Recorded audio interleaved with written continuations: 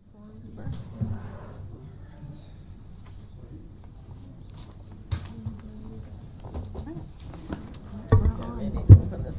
I'd like to call to order this regular meeting of the Lincoln Lancaster County Planning Commission of July 23rd, 2025.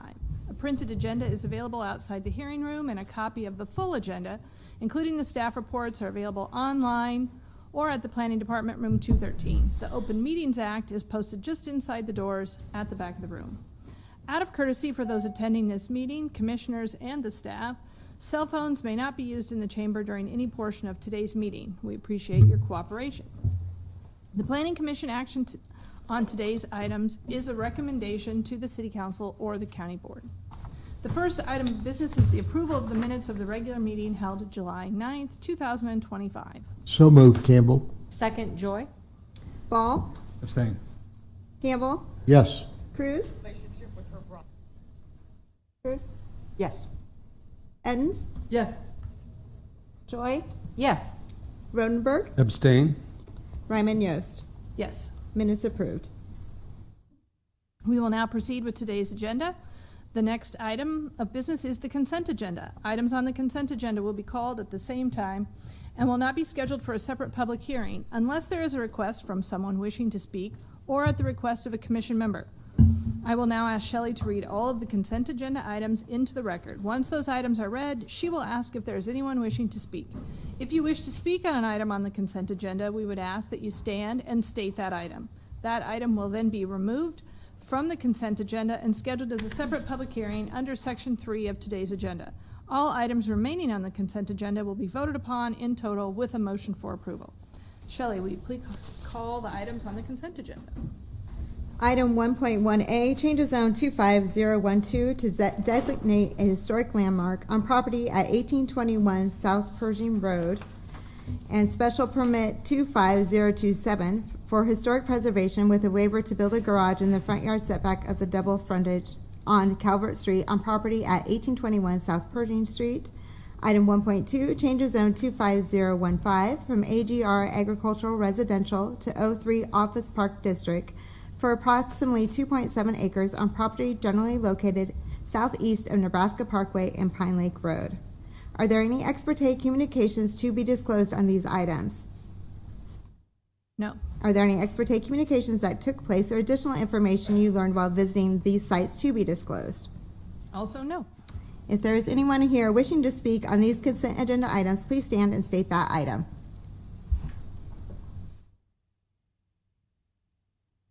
Okay, we do not see anyone here that would like to speak on the consent agenda items.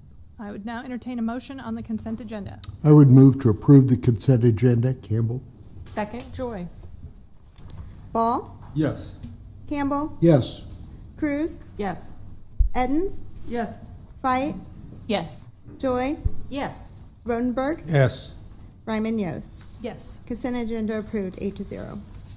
There are no requests for deferral today, so we will now proceed to public hearings. Prior to staff making a brief presentation, each staff person should state their name, agency, and address. That applicant will then be requested to present their testimony, followed by those who wish to testify in support, followed by those who wish to testify in opposition.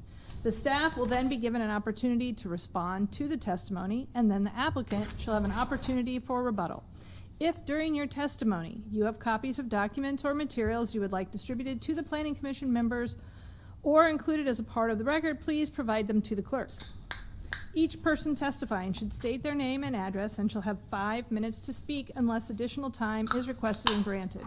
The clerk will use the light system to help aid your timing. The lights will appear on the monitors provided. The clerk will indicate when you have 1 minute remaining to wrap up your testimony, and the red light indicates that your 5 minutes have expired, and once the final minute has lapsed, the clerk will indicate that your time is up.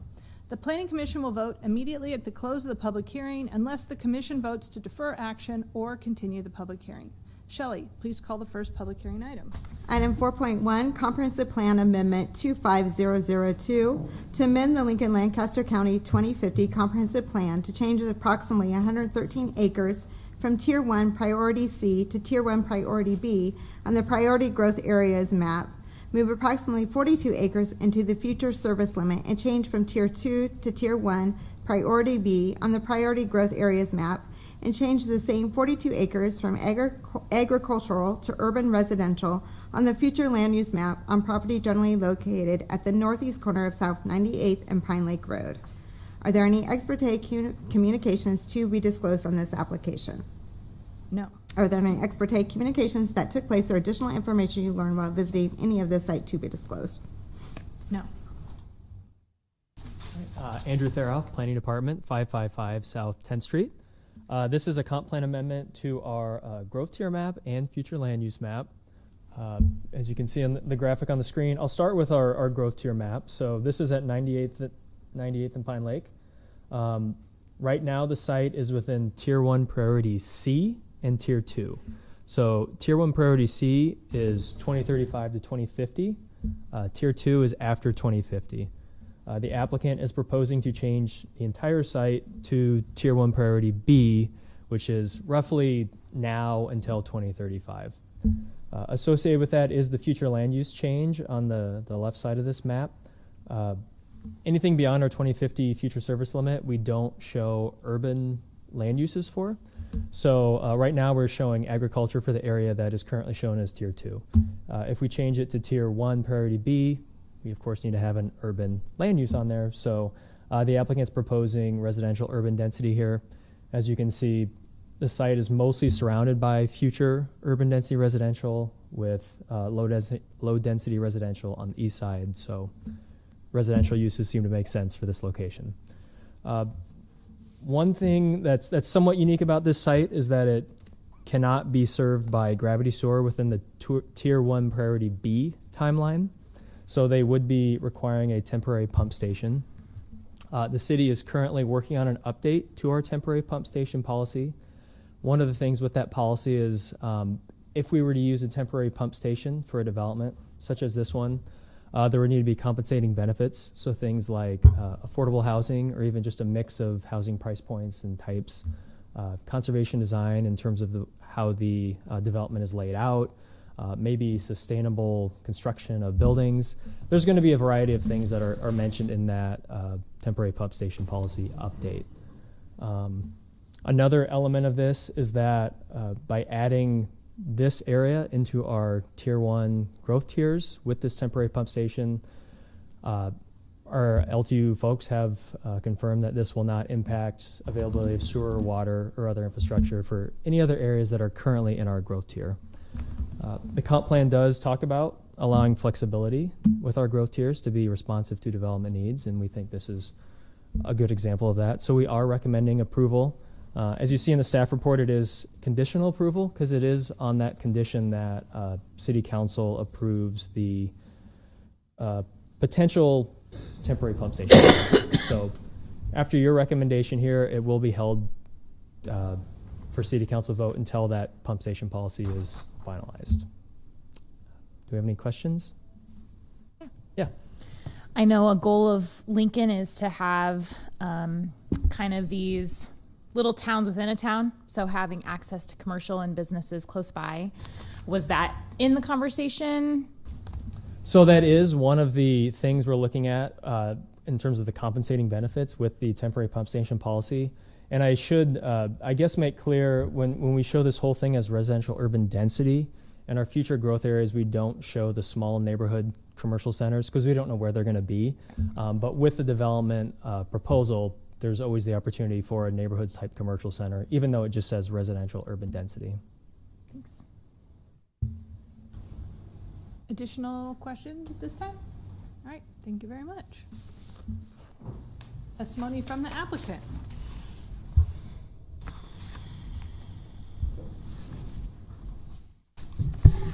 Good afternoon, members of the Planning Commission. Danae Kalkowski, 1128 Lincoln Mall, Suite 105. Representing Matadol LLC, and then Brad Marshall's here with me today too, so if we have any questions at the end, I always say if you have a hard question, then we'll bring Brad up to answer that.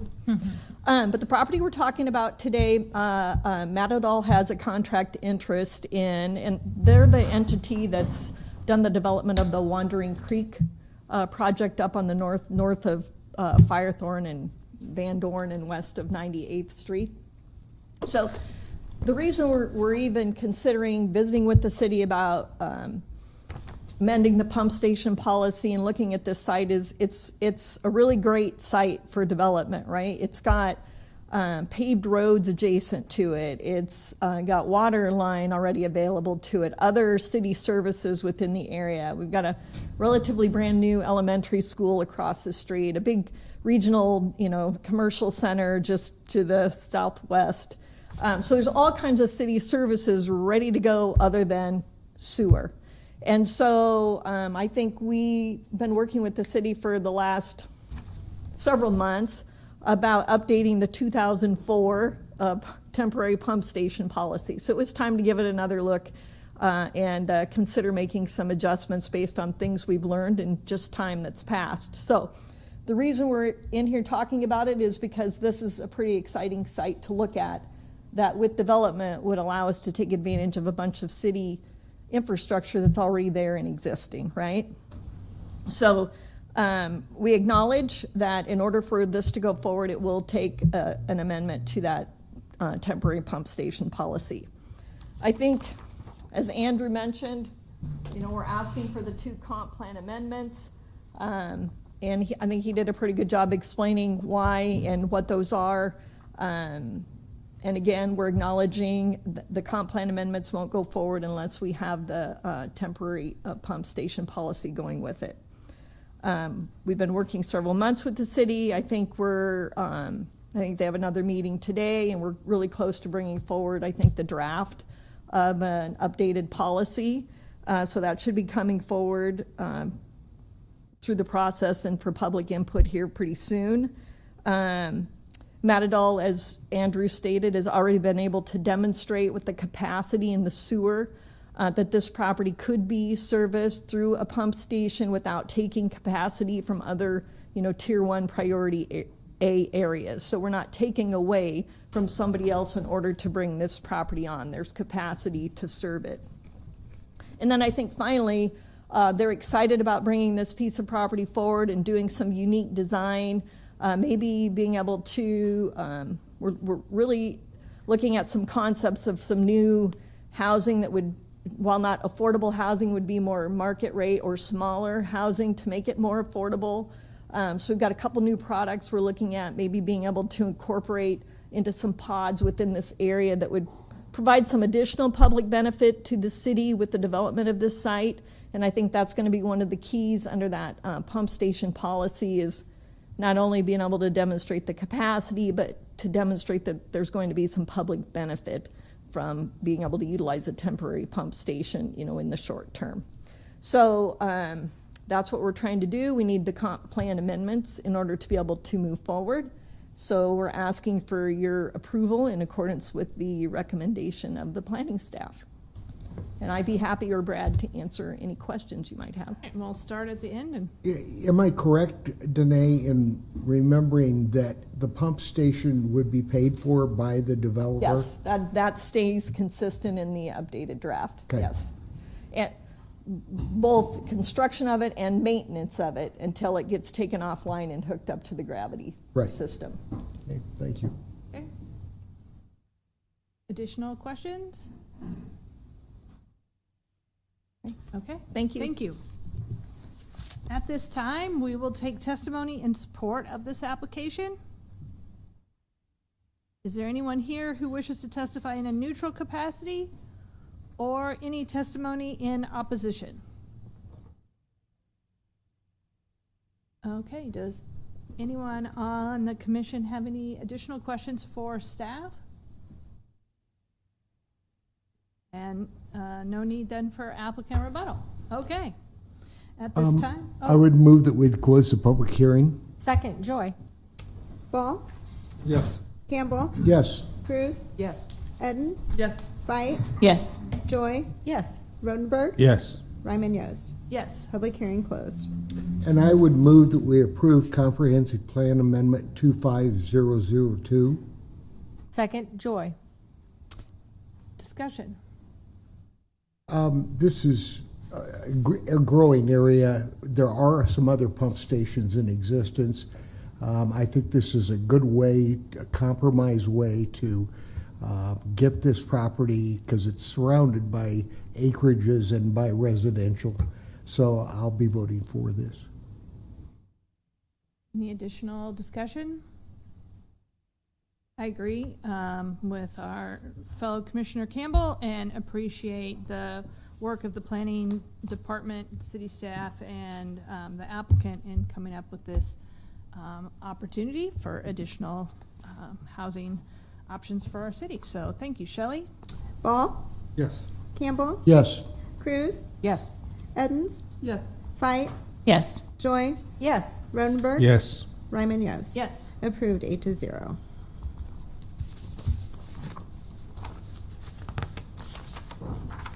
Next item is item 4.2, text amendment 25009, amending the Lancaster County zoning regulations, Article 2.2.003 to add a definition for battery energy storage system, Article 4.007 to add battery energy storage system as use allowed in the AG district by special permit, and Article 13 by adding a new special permit with conditions for said use.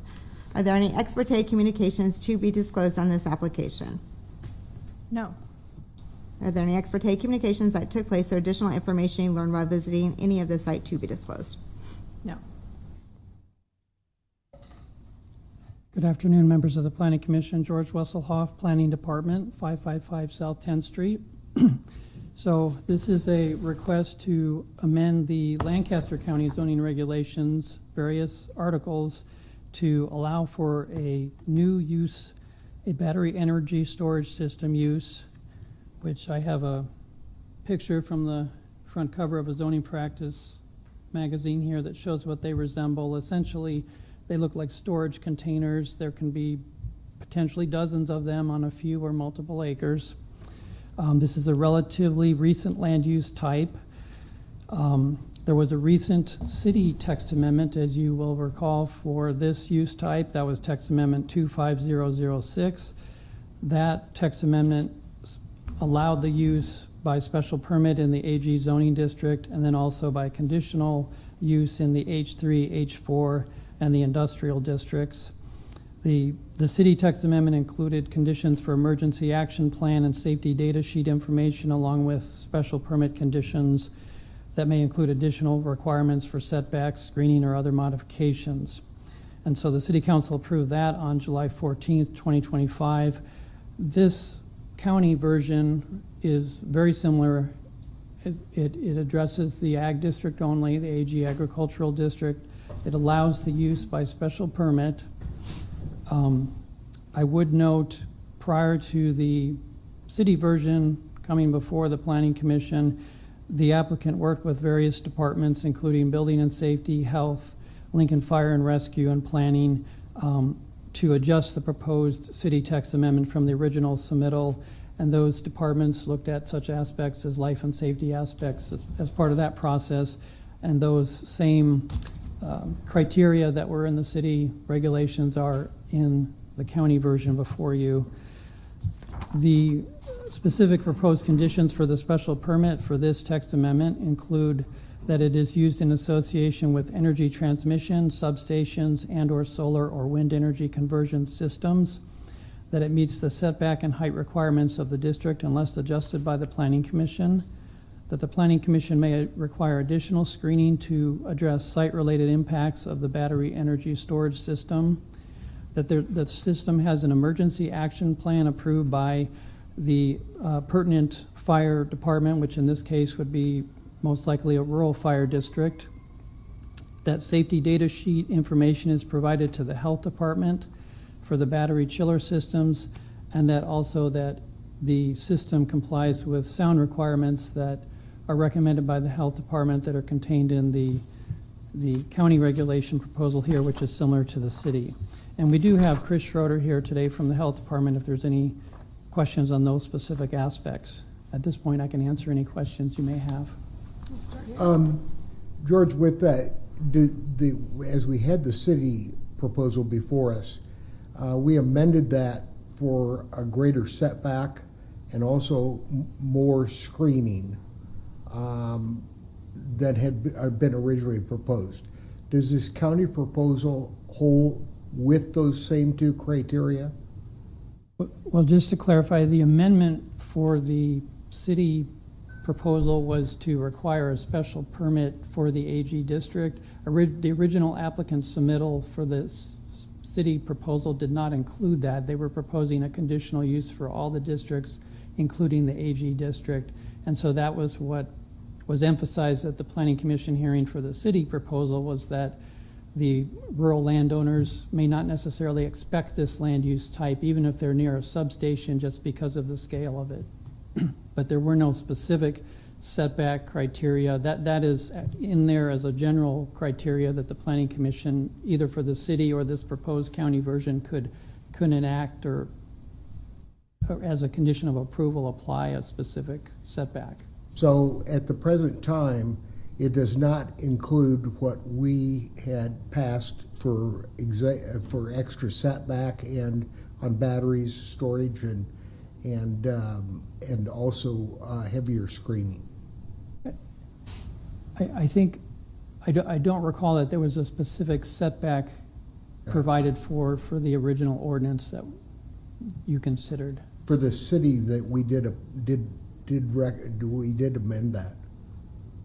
I think that was for a specific project rather than an amendment For the whole thing? for the For the whole zoning, thing. yeah. Okay, So I think when those specific applications come to us, we can add that yeah, to each one. okay. So, and that was gonna be my question too, just to clarify, these changes say that any proposal that comes forward for the county would be under a special permit, so everything would have a public hearing. That is correct. Okay, thank you. Okay, Good clarification. Go ahead. okay. We had a lot of questions about the decimal and the high frequency issues from the public.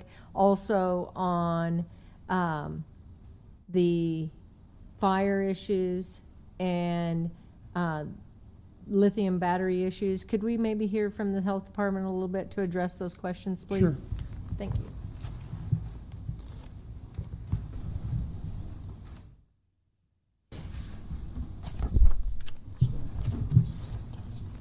Okay, perfect. Chris Schroeder, Health Department, 3131 Oak Street. So you had questions about some of the concerns raised. One, you mentioned the fires, and yes, we did identify that as the main public health risk concern. I will say that is somewhat tempered by that what we've seen, it tends to be standard industry practice that they install fire suppression systems within the battery containers. With that said, there's been, you said, concerns raised about the fires and also the toxic smoke. And I will say it's important to note that all smoke is toxic Okay. from any structure. So we would advise folks, to avoid exposure to the smoke downwind. Regarding, you said you had a question about the batteries. What were the other questions? Noise. The noise? Yep. Okay. So the noise associated with these, our understanding is that it's primarily from the cooling fans. Okay. So in the past, I'm going back many years when we talked about wind turbine noise, it tends to be more tonal in nature. This is not really that type of noise. And so therefore, we recommended the same limits that are in our city's noise ordinance. So we do believe those are protective of public health. Can you relate some of those ranges to something we might be That's- familiar with? That's a tough one. I will say the most stringent limits are for AGR zoning. So that's like 50 decibels at night, 60 decibels during the day. I mean, you hear, comparisons made to like a refrigerator running, some of those things. I will say 50 decibels is fairly quiet. Okay. There's, in case you're wondering, there is comparisons. 50 decibels is a quiet conversation. Oh, nice. Humming of a refrigerator, hum of an air conditioner, Awesome. an efficient one. Very good. Yeah. Cool. All right, do we have additional questions for Chris and the health department? Either one of you, is that fire suppression system required within those now? That I am not 100% sure, and I think David Levy may speak to. There's a national fire code standard. I think it's NFPL or 855, if I recall. From what I've reviewed, like for example, Dick was talking about the Panama Energy Center special permit, and when I looked at their equipment specifications on those for that, fire suppression system was mentioned as far as the specifications. Is that something as a body we could require? I think it's already regulated in other codes is what Chris is alluding to. And I can't speak to, I mean, for sure. Yeah, when Building and Safety looked at this ordinance, they noted that it would be on a case-by-case basis as far as building and fire codes. That would be a building and safety issue separate from a zoning requirement. Correct. Can you speak to the impact of these different minerals with regard to soil composition and any kind of long-term hazard, particularly lithium exposure, and how will the minerals be, where will the used batteries go? Oh, the recycling, Recycle. I can't speak directly to the recycling aspect. First, I thought you were going down the path of, well, what happens if there's an incident on site and there's soil contamination, but that's a different question. Yeah. I'll maybe ask a different way. Is there any either regulation to allow types of batteries, right? Or no? I'm not aware of any. As far as the chemistries, Right. yeah, I'm not aware of any. Because the ones I was talking about with the Panama Energy Center, those were, I think, lithium iron, as in the metal type battery chemistries for that. You can also ask these questions when the applicant is Okay. testifying. All right, additional questions either for the health department or from planning department staff? All right, thanks, George. Thank you. Thanks, Chris. All right, testimony from the applicant.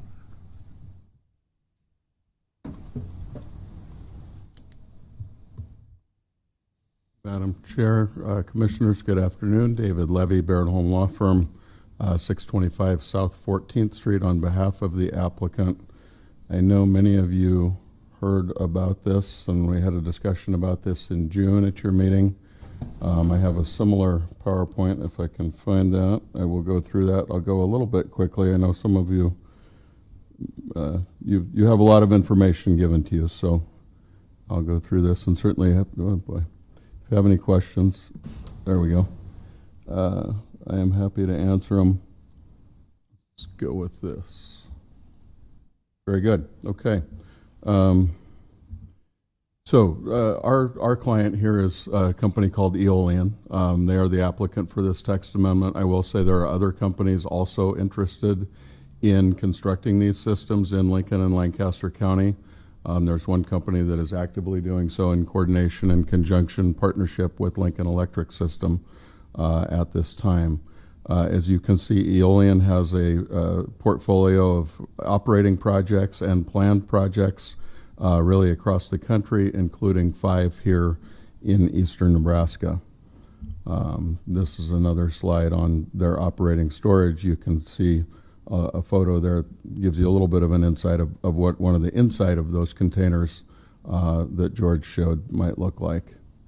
A typical battery storage installation of, let's say, 200 megawatts could power 34,000 homes for a day. That's typically not how these work. They charge and discharge with the grid to keep the grid at sort of a full level of frequency and reliability and robustness at all times. So the battery itself is a pretty simple technology. Kind of the magic in it is the software that helps it talk to the grid. And if you think about the grid as something that needs to be a full tub of water at all times to work ideally, this is helping make sure that that is always full. And when it's full on its own, this is charging. When for some reason, whatever, end of the day, everybody, like today, go home and crank down your air conditioner, the grid kind of sags a little bit, right? And this then comes on to help that. So this is utility infrastructure. I want to be very clear about this. I saw a number of the comments that were submitted from people who opposed the solar farm, and that's fine. This is not that. This is standalone battery energy storage. This is utility infrastructure built adjacent to or nearly adjacent to a large utility substation. In almost every case, you're not going to build one a mile away and run a mile-long transmission line. It wouldn't be economical. So this is in no way related to NextEra. This is in no way related to the Panama Energy Center. This is a text amendment for utility infrastructure. I would venture to guess and share with you that I think in 10 years, maybe longer, maybe less, every large utility substation, or most of them, will have some kind of battery storage installation as part of them. It's just the next wave of technology to help our grid. It creates capacity. One of the things that's holding back our state right now in terms of large economic development is a lack of electrical capacity. Battery energy storage, standalone storage like this, is the fastest capacity to market available at this time. But I want to be very clear what we're talking about, and I know you all know this and you've talked about it as well. This is a text amendment. This is not a proposal for a specific project. If and when a specific project comes forward, it would require a special permit that would have public hearings, notice to adjacent residents, all of those kinds of things. So I'm diverting from my PowerPoint here, but I think those are really important things to point out, just to kind of level set what we're talking about and what this is and what it isn't. So thank you for bearing with me there. Typically a 4-hour duration. Again, people think, well, they can only hold 4 hours of power. What good does that do? The grid moves up and down, constantly, right? At the speed of light, electricity moves. And so a 4-hour duration battery is currently the economic place where it makes sense and really helps the grid have more capacity, be more robust, be more reliable. Again, adjacent to an existing, what many of us would call an industrial use, although they're common kind of across the city, which is utility substations. Require few services, no sanitation, no daily water usage, no long-term traffic impact, or no real traffic impact at all after construction. This uses the latest energy storage technology, which complies with all current building, fire, and national security regulations. I think I have another slide, more detail about the fire. If not, I'm happy to talk more about that. Again, fire-related incidents at these facilities are very rare. There have been approximately 20 incidents in the last 10 years at U.S. operating storage facilities. These deployments have increased 25,000% since 2018. So 20 may sound like a lot at first, but that's 20 across many facilities. And as was discussed by staff, the regulations applying to these, the manufacturing regulations applying to these, are getting more and more stringent all the time. And people are figuring out how to do this in the most safe way. And nobody's going to install technology and spend hundreds of millions of dollars on a project to install outdated or unsafe technology. Nobody wants that. U.S. energy storage industry uses a suite of important certifications and standards that guide safety. UL 1973 and UL 9540 are those manufacturing standards. NFPA 855 is the fire code standard that guides collaboration between the industry, firefighters, and the firefighting industry to maximize the safe, reliable performance of these. Investigation into all historical grid-scale battery storage fires have found that there is no risk to public health, neighboring properties, or the surrounding community. I'll keep going past this slide. This just talks about the economic case for battery storage, which is very strong. Again, this is a publicly beneficial utility infrastructure use. Property taxes. So sort of interesting. Currently, battery energy storage systems are taxed within the state of Nebraska from a property tax standpoint as personal property. The theory being that you could take it apart, you could pick it up, you could move it, you could install it somewhere else. Personal property depreciates for property tax purposes.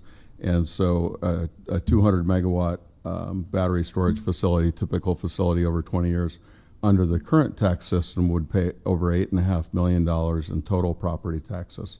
As with anything else, about 2/3 of that goes to the public schools, some of it goes to the county, some of it goes to the city, et cetera. Again, this is not wind and solar, but this is privately developed electric infrastructure. Wind and solar is taxed pursuant to, in large part, pursuant to something called the nameplate capacity tax. My clients will actually bring legislation next year in 2026 to the legislature to put battery energy storage in the nameplate capacity tax. It's simpler, it makes sense because again, it's privately developed energy infrastructure. But if you see here, what that's going to mean is they would pay nearly twice the amount in property taxes through the nameplate capacity tax as they do under the current personal property tax system.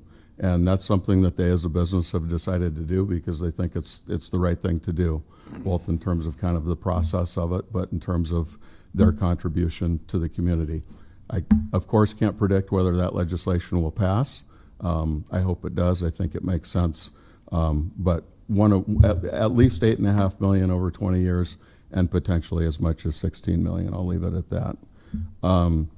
Again, the text amendment as proposed by staff, that's a little bit of a leftover from the city presentation because we started out with a bit of a difference between whether it should be a special permit use or with a difference whether it should be a special permit use or a conditional use in ag. Ultimately, we agreed with staff that it should be a special permit use, and that's all that's before you here. There's no competing text amendment or anything like that. The request is to allow this in the ag district in the county as a special permit use.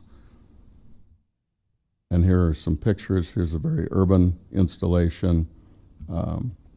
Here's an installation. This gives you a good idea. This is in Fort Worth, Texas. You can see the large utility substation that was already there, and then you can see the battery storage installation.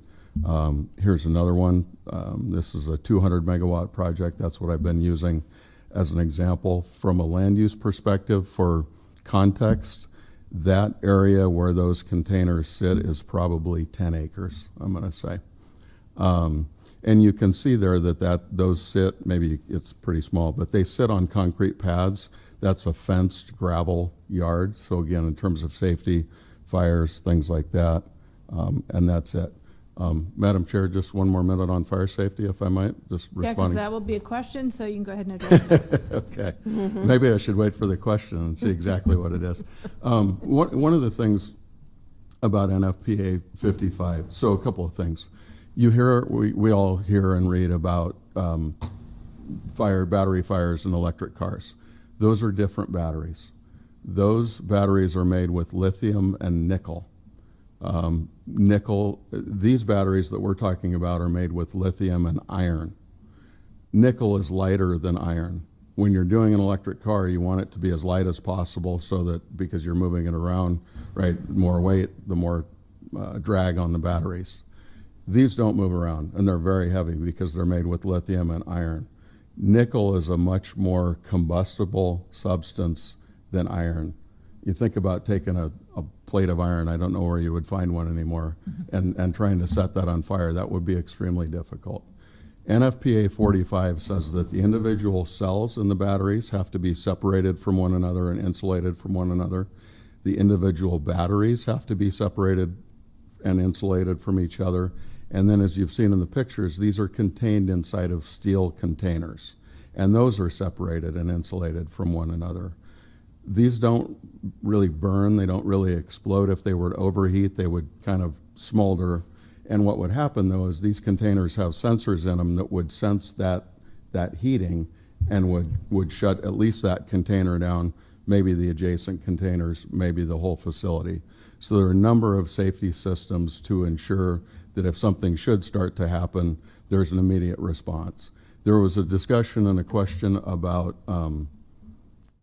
fire suppression systems.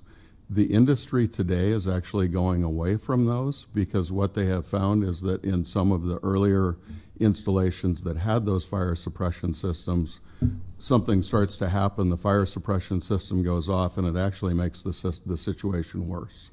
you add a bunch of water or you add a bunch of chemicals to the situation, and now you might have a worse situation. So the industry is going away from the fire suppression and toward this idea of insulation, separation, manufacturing, all of those kinds of things. As was mentioned, and I think, Madam Chair, you alluded to this, all of those things are regulated by different codes, typically federal codes, also state codes. They're building and safety issues, they're not land use issues, but they're important issues. I would submit to you that it makes sense to let that expertise and those agencies having expertise and jurisdiction continue to evolve those codes and regulate through those codes. Anybody who wants to build one of these, let's say next year, they're going to have to comply with the fire code that's in place at that time, right? The latest, most protective code. And so if you were to put something in your zoning regulations, that would be stuck there. If you leave it and just say, you don't even have to say this, it's just fact, you have to comply with all applicable other regulations, federal, state, and local, kind of takes care of itself in terms of the latest and most well-informed regulation. With that, I'll stop. Thank you for the forbearance, and I'm happy to answer any questions. All right, additional questions? Just the question on decimals. So we have up to 75 on some of the categories. My understanding is that's like a vacuum, but do you have better examples than that? I think, Commissioner Cruz, you alluded to there are charts out there that compare these things. 75 feels low to me for a vacuum. I have a loud voice, but I bet right now me sitting here talking is probably around that. A quiet conversation, as was mentioned, is around 50. A refrigerator or a modern dishwasher. And again, remember that these levels are measured outside, at the outside wall of a building. So if somebody's inside, you're not going to probably hear anything. If you had your windows open, you might hear a little something. But if there's wind blowing or something like that. The other thing that's important about sound levels is every 10 decibels is a doubling. It's a logarithmic scale, I believe that's called. And so, 50 is very different from 60, very different from 40, right? So 50 being a modest level, pretty common level of regulation, that's fairly typical. So in medical, like hearing charts and whatnot, below 70 decibels is what's considered safe for human hearing. I'm sorry, for how many? I'm sorry, below 70 Okay. is considered safe for human hearing. That's kind of the threshold. 70 decibels would include things like running your vacuum cleaner, running your washing machine, your dishwasher, television. Most people put it on, that's kind of the average sound that your television is on. 60 decibels would be something like a normal conversation, the hum of your air conditioning or background music in a restaurant. 50 would be a quiet dishwasher, rainfall, refrigerator. 40 would be a library. So It really points out the logarithmic scale. yeah, 40 yeah. being very different than 50. Thank you for that information. I would say, just looking at the chart, all we're asking for here is to follow the same sound limits that are already in the Lancaster County zoning regulations. For AG, that is 75 from 6 a.m. to 10 p.m. and 50 from 10 p.m. to 6 a.m. What I can tell you, though, is if you have to be at 50 from 10 p.m. to 6 a.m., you're not going to build a facility that's at 75 during the day. It doesn't operate any differently during the day than at night. So effectively, what that regulation means is that 50 is the limit. And I think, as Commissioner Cruz pointed out, 50 is not very loud. And again, those are in place for lots of other land uses. And as you heard from Mr. Schroeder with the Health Department, those are all levels that the Health Department considers to be safe. They've vetted these proposals. They've done this research, and you heard from Mr. Schroeder as well. Question. Yeah. Not too much. I'm not too sure how much you can disclose, but you mentioned Lincoln Electric System. We also have Norris in the area. How have they participated? This is a text amendment, not necessarily special permit for a project quite yet, Thank you. right? Yes. So understand that, but how have they participated in sort of what is being asked for here? Lincoln Electric. Yes, and where are they in regards to sort of supporting it? This is a private entity, so they build, operate. Right. I'm assuming, not necessarily the LES as an example, but where are those utilities in this process? Yeah, thank you for the question. I spoke with LES's head of government affairs about both proposals, and they said that they were not going to participate in this process. They didn't have objection to this, and so they were going to respect the city-county process and let this proceed. I don't mean this to speak for Lincoln Electric, but to me, these facilities are an opportunity for our public utilities to benefit from private capital risk and private risk-taking and private investment, property tax paying private investment. You can't really do one of these systems because this is utility infrastructure and it's got to plug into the substation and plug into the grid.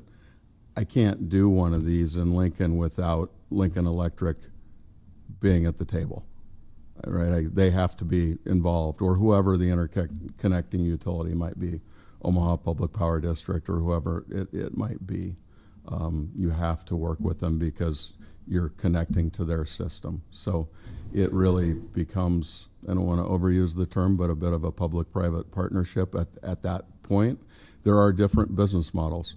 Eolian could build one of these and hand the keys to Lincoln Electric to own and operate it. Eolian could build it and own it, and Lincoln Electric could sort of lease it from them and operate it themselves. Eolian or somebody else could build it, own it, and operate it, and do everything for Lincoln Electric. Eolian, for example, has a very big facility in San Antonio. That's the largest public power entity in the country.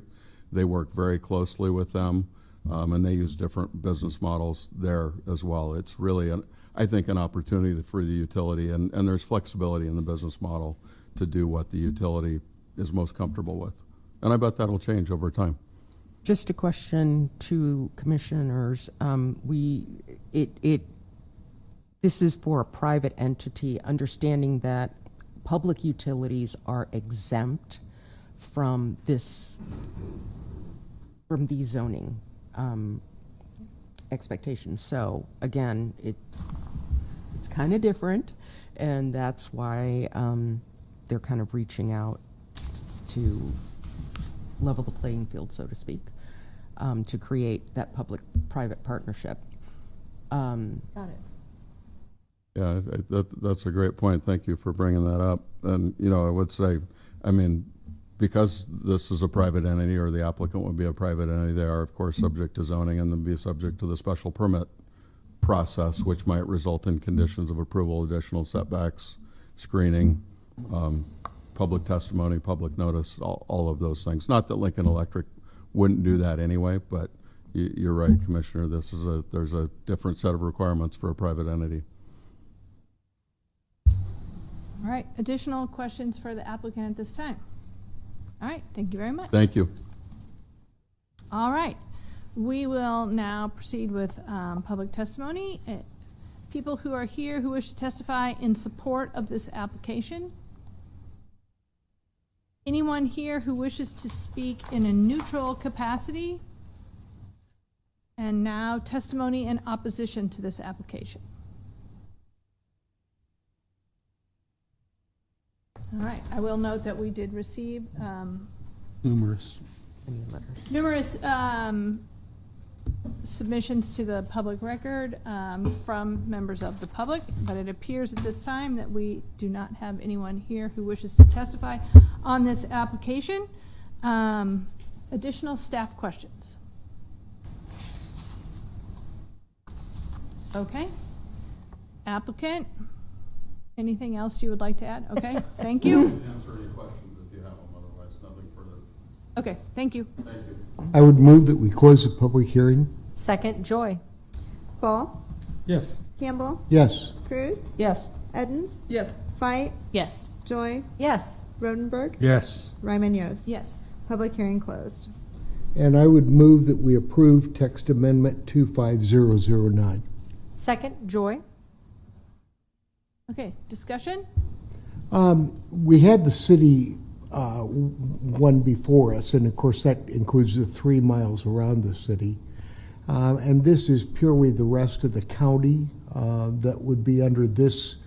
And I think the regulation should be similar. So as if one of these would come forward for a special permit, that's where I think we can, depending upon the surrounding area, we can dictate requirements at that point in time that better protect either an acreage property owner so that the battery storage is further away from their property line, as we did in the city one, and a heavier screening as we did with the city one. And there may be something else depending upon what's surrounding that facility. So basically all we're doing is putting in place the ability that countywide the battery storage units could be in place. And I think it's a sign of the future. I mean, it does make sense to be able to stabilize energy production and not go into like the Southwest grid that we belong to as a power pool, where some have to, well, what LES is doing now with our raised rates, where they have to increase some of their stuff because of needs in Texas and other areas. So I think this is a good idea of being able to eliminate the ups and downs that will happen. So I will be voting for it. Okay. Yeah, I also would be approving it as well. You know, I do think we need variability in sort of energy, and this is one way to do it. And I think, two, even from an ag perspective, there is upcoming technology to even help the instability, right, for areas that don't necessarily have, power. So this gives us an option, and then to fellow commissioner, for specific sites, we have the option to create requirements through special permits for those particular areas. So I'll be approving it. I think there's one more on this side, and then we'll come over. Yeah, I think, sorry, Rich, I think something to consider and think about is the fact that these BESS units are built near an existing substation. Yeah. So it's not like someone's going to drop one in the middle of cornfield somewhere. That is something, since a substation already exists, you would just be adding some more infrastructure to that, which hopefully, again, given special permits, given a dialogue with the community, you would hope that there can be a decent compromise around setbacks, around screening, around spacing and positioning. So I think that our electricity needs are only going to go up as we start seeing more and more things like artificial intelligence, AI. You need a lot of electricity to run things like that. So it makes sense to have these BESS systems as part of our strategy for energy usage. All right. Yeah, I agree that our usage is going to continue to grow, probably exponentially, with electric cars and the things that you mentioned. We've been fortunate in this area that we don't have brownouts or blackouts, but other parts of the world experience those almost daily in high usage times, and even parts of our country have experienced it. So I think this is probably looking to the future and preventing that type of surges where the grid can't handle our usage. Yeah. I agree with my fellow commissioners, and I also believe in the system with the building codes that we have in place, and that will continue to be updated as we move forward, that they will make sure that these systems are regulated and maintain the safety that is required. I will be supporting. All right. Any additional discussion? Okay, Shelley. Ball. Yes. Campbell. Yes. Cruz. Yes. Edens. Yes. Fight. Yes. Joy. Yes. Rodenberg. Yes. Ryman Yost. Yes. Approved 8-0.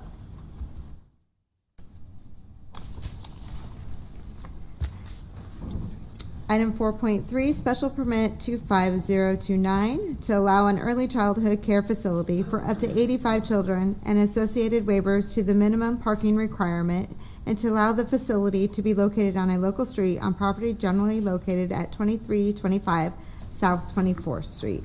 Are there any ex parte communications to be disclosed on this application? No. Are there any ex parte communications that took place or additional information you learned while visiting any of this site to be disclosed? Good afternoon, Ben Callahan with the Planning Department, 555 South 10th Street. And this is for the request for a special permit at 2325 South 24th Street in association with the existing St. Matthew's Church located on South 24th and between Sewell Street on the north and Park Avenue on the south. The applicant is requesting the special permit for a daycare with up to 85 children maximum on the site. The property is zoned R2. I believe the church has been there since the mid-20s, and then was expanded to the south for educational purposes, but zoned R2 and then completely surrounded by R2, mostly single family in all directions. The property is roughly around 38,500 square feet, and then has the 19,000 square foot church building today. They are looking at the special permit, and mainly with the white roof here is educational rooms that were added at a later time on the church, and so that would be the area of where the special permit, specifically the daycare, would be located. So currently in the zoning code, 16 or more children requires a special permit for daycare. Part of that listed in the staff report, there is a list of requirements that go along with the daycare, down to providing the site plan. Things like the existing play area have to be shown. And then specifically in this case, they are requesting 2 waivers that would be within the resolution. One would be to reduce the on-site parking to 0. Currently, daycares require 1 space for every employee on the largest shift, and then 1 space for every 10 children. So something like this with 85 would generally require 19 spaces. Part of in working with the applicant is that a little background in, I think, 2023, this site received a waiver from City Council for a private school on the site. That follows a little different approval process, as there's no maximum number of children in a private school, but it goes off of the largest assembly area. So at that time, they were working with a different applicant or tenant of that side of the building for the private school purpose, which never started, but now would be doing daycare, which requires a special permit. And then the second waiver that you'll see is there is a requirement in the zoning code when there's 31 or more children for it to be located on an arterial street. This is a relatively common waiver we've seen more recently, especially with what we'd consider in established neighborhoods and more infill daycare providing daycare, excuse me. So this waiver would allow them to locate as all 3 streets are considered local residential. Overall, the Planning Department's recommending conditional approval does meet goals within the comprehensive plan for providing needed daycare in the city, as well as being in a residential neighborhood. It's not utilizing any of the existing housing stock for a daycare space with a building that's already there. I'd be happy to answer any questions. What are the conditions of the approval? You said it's conditional approval. Yeah, for the special permit, which is pretty common. So they would have some changes on their site plan that we had for revisions to show within the building, and then our standard conditions for our special permit for the resubmittal. How many parking spaces do they currently have? They would be waiving to 0 on site. So there's Well, but the church has some, right? no. None at all? Mm-mm. Oh, okay. So the Okay. church, yeah, the church Thought- has. well, it looked like there was, so never mind. Yep, they have a full, on the full block. So there's roughly a little over 600 feet of block face Okay. that the church would use, which is all public street. Which would still be open to the public. They wouldn't be taking any of the street parking, but it would be open to everyone. Okay. We had some concerns written in about just traffic safety. Was that addressed with LTU at all? Wouldn't be, and could certainly be in the future if LTU looked at the intersection and felt there was a need for a stop sign. But especially in more established neighborhoods, I don't think we would tie a stop sign to the special permit approval. So if there are neighbors who are concerned, they should contact LTU to do a traffic study potentially? Yeah, they could see if If that they're would be concerned. warranted there. Mhm. Okay, thank you. All right, additional questions for Mr. Callahan? All right, thank you. All right, we'll now have testimony from the applicant.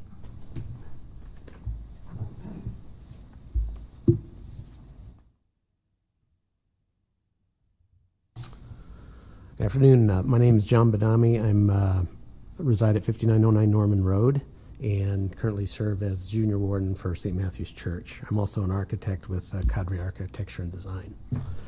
So thank you for hearing our request today. So just a little bit of history about the church which Ben talked about a little bit. So yeah, the church has been here since we're celebrating our 100th year anniversary at this site here in Lincoln, so which is pretty remarkable. But the original church, which was located right here, was built in 1925, and then parish hall was built in the 30s, and then this educational wing was built in the 1950s. It was originally designed and built in the 50s as for a school use. In fact, it says in the stone above the south entry, St. Matthew's Episcopal School. So, you know, the use has always been there. Obviously, we haven't operated as a school for many years, but 3 years ago, the church went through a major renovation of the existing building. And part of that discussion was this classroom wing and how it would be used. And the church right now could operate it as a school if they wanted to run and operate it. However, the parish has no interest in running and operating a school. So in order to better utilize that portion of the building, we wanted to look at in the renovation to put in into the design upgrades in the code and life safety to allow for early child care or school use in the future for somebody else that could come and lease the building at a reduced cost to help with a need in the community. So those systems and life safety code elements have been placed in the building, and so really the space is ready to go. As Ben had mentioned, we had Blue Stem, who was very interested in the space, came to us and we came in front of you at that time for a waiver, which was approved for 25 students. And unfortunately, Blue Stem found another location and didn't locate here. So we hired Greenleaf Properties to come and find a user, which they've had quite a bit of interest. And but the ask from Greenleaf and these users was, well, if I commit to going to St. Matthew's Church, you know, how much could I grow? And so really by looking at the space that we're allocating for the school, as well as the square footage that we have available, we could really only max out at 85 kids. Now, that's not to say that somebody using it that we negotiate a lease agreement with is going to immediately have 85 kids. They may start very low, but I think they want some assurance that they can grow into the space as time goes by. So that is our ask, and as we mentioned, there's currently no off-street parking to the church. It never has had off-street parking. And really, in order to utilize the church and this great asset in the neighborhood, we really need that parking waiver to allow us to use this currently underutilized space in our building.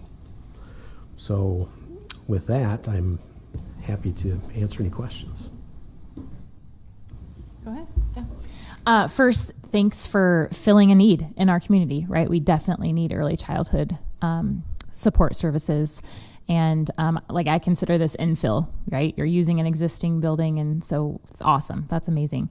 Can you explain how you might, and this might be theoretical, how you might have traffic like for drop off, how that might occur around that block? Sure. Do you have an idea?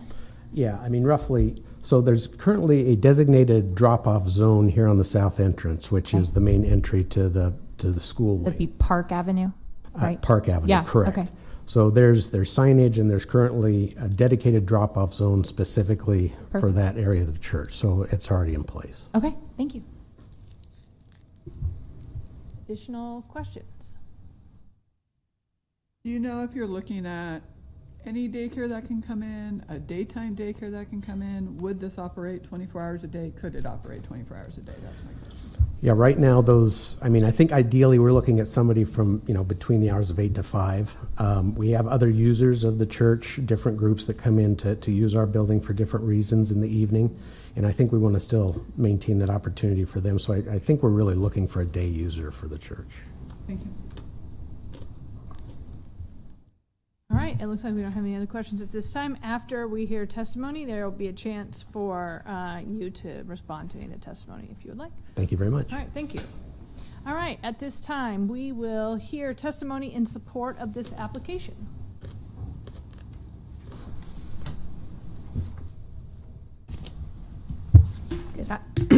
Excuse me. Good afternoon.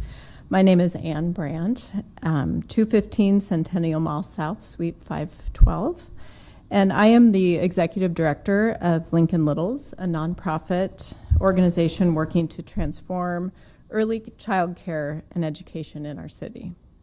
I'm here today to express my strong support for special permit SP 25029, which would allow the development of a child care facility serving up to 85 children at 2325 South 24th. As the lead organization of the early childhood within Prosper Lincoln, Lincoln Littles is deeply invested in aligning community-driven solutions with data-informed needs. The recent Lincoln Vital Signs 2025 report highlights that access to affordable, high-quality child care remains one of the most urgent and foundational needs in our community. When families cannot find care, parents, particularly mothers, are often forced out of the workforce, contributing to ongoing labor shortages, deepened economic hardship, and increased child poverty. This project is a direct response to those challenges. It would add critical child care capacity in a neighborhood-based setting, helping to alleviate wait lists, improve family stability. It also leverages an innovative and increasingly common model, repurposing underutilized church space for early childhood education. Churches are often unused during weekday hours and are already embedded in the heart of residential neighborhoods. They are natural partners in providing affordable space for high-quality care that is accessible and community-based. Through our daily work at Lincoln Littles, we provide tuition assistance to families in the Gap so they can work or attend school. We support and grow the child care workforce by investing in providers. We collaborate with employers to find sustainable child care solutions, and we advocate for local, state, and national resources to build a stronger system. This special permit is aligned with all those goals, and with Prosper Lincoln's broader vision of ensuring every child in Lincoln has the opportunity to succeed from the start. The waivers being requested, including those related to parking and street location, are not only reasonable but necessary to allow child care providers to open in the areas families live and need care the most. This project represents a smart, community-minded solution to one of our city's most pressing issues. I respectfully urge the Planning Commission to recommend approval for this special permit so that more children and families in Lincoln can thrive. Thank you for your time and commitment to the future of our city. So with that, I will also take any questions you may have. Any questions? Okay, thank you very much. Okay. Additional testimony in support of this application? Anyone here who wishes to testify in a neutral position? Any testimony in opposition? All right, additional questions for staff? Okay. As the applicant, if you have anything additional you would like to add, you can do that now. Otherwise, okay. All right. I would move that we close the public hearing. Second, Joy? Ball, Yes. Campbell, Yes. Cruz, Yes. Edens, Yes. Fight, Yes. Joy, Yes. Rodenberg, Yes. Ryman Yost. Yes. Public hearing closed. And I would move that we approve special permit 25029. Second, Joy? Discussion. This is, I've been to this church several times for either funerals or other events, and parking is, you have to park on the streets. And the neighborhood is used to that. It's, it's not the most ideal situation, but this is a church that's been there for 100 years. So the community grew up around it. And so I believe that this should be approved because it's going to be basically a pickup and drop-off situation for the child care and not long-term parking. The only long-term parking would be staff associated with it. So I'll be voting for this. Additional discussion or comments? I will just add that although it's been a very long time since I've done the pickup drop-off routine, I do have friends with children or that have been staff that work in childcares located in churches in our community.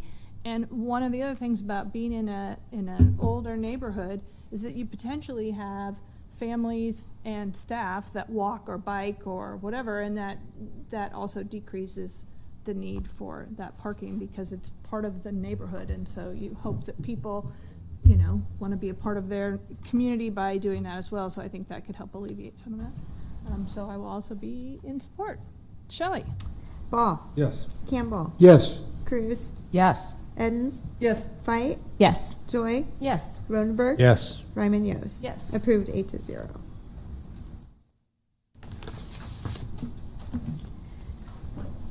Item 4.4, miscellaneous 25008, to review the proposed determination that the Lincoln Cornhusker redevelopment area be declared blighted and substandard as defined in the Nebraska Community Development Law.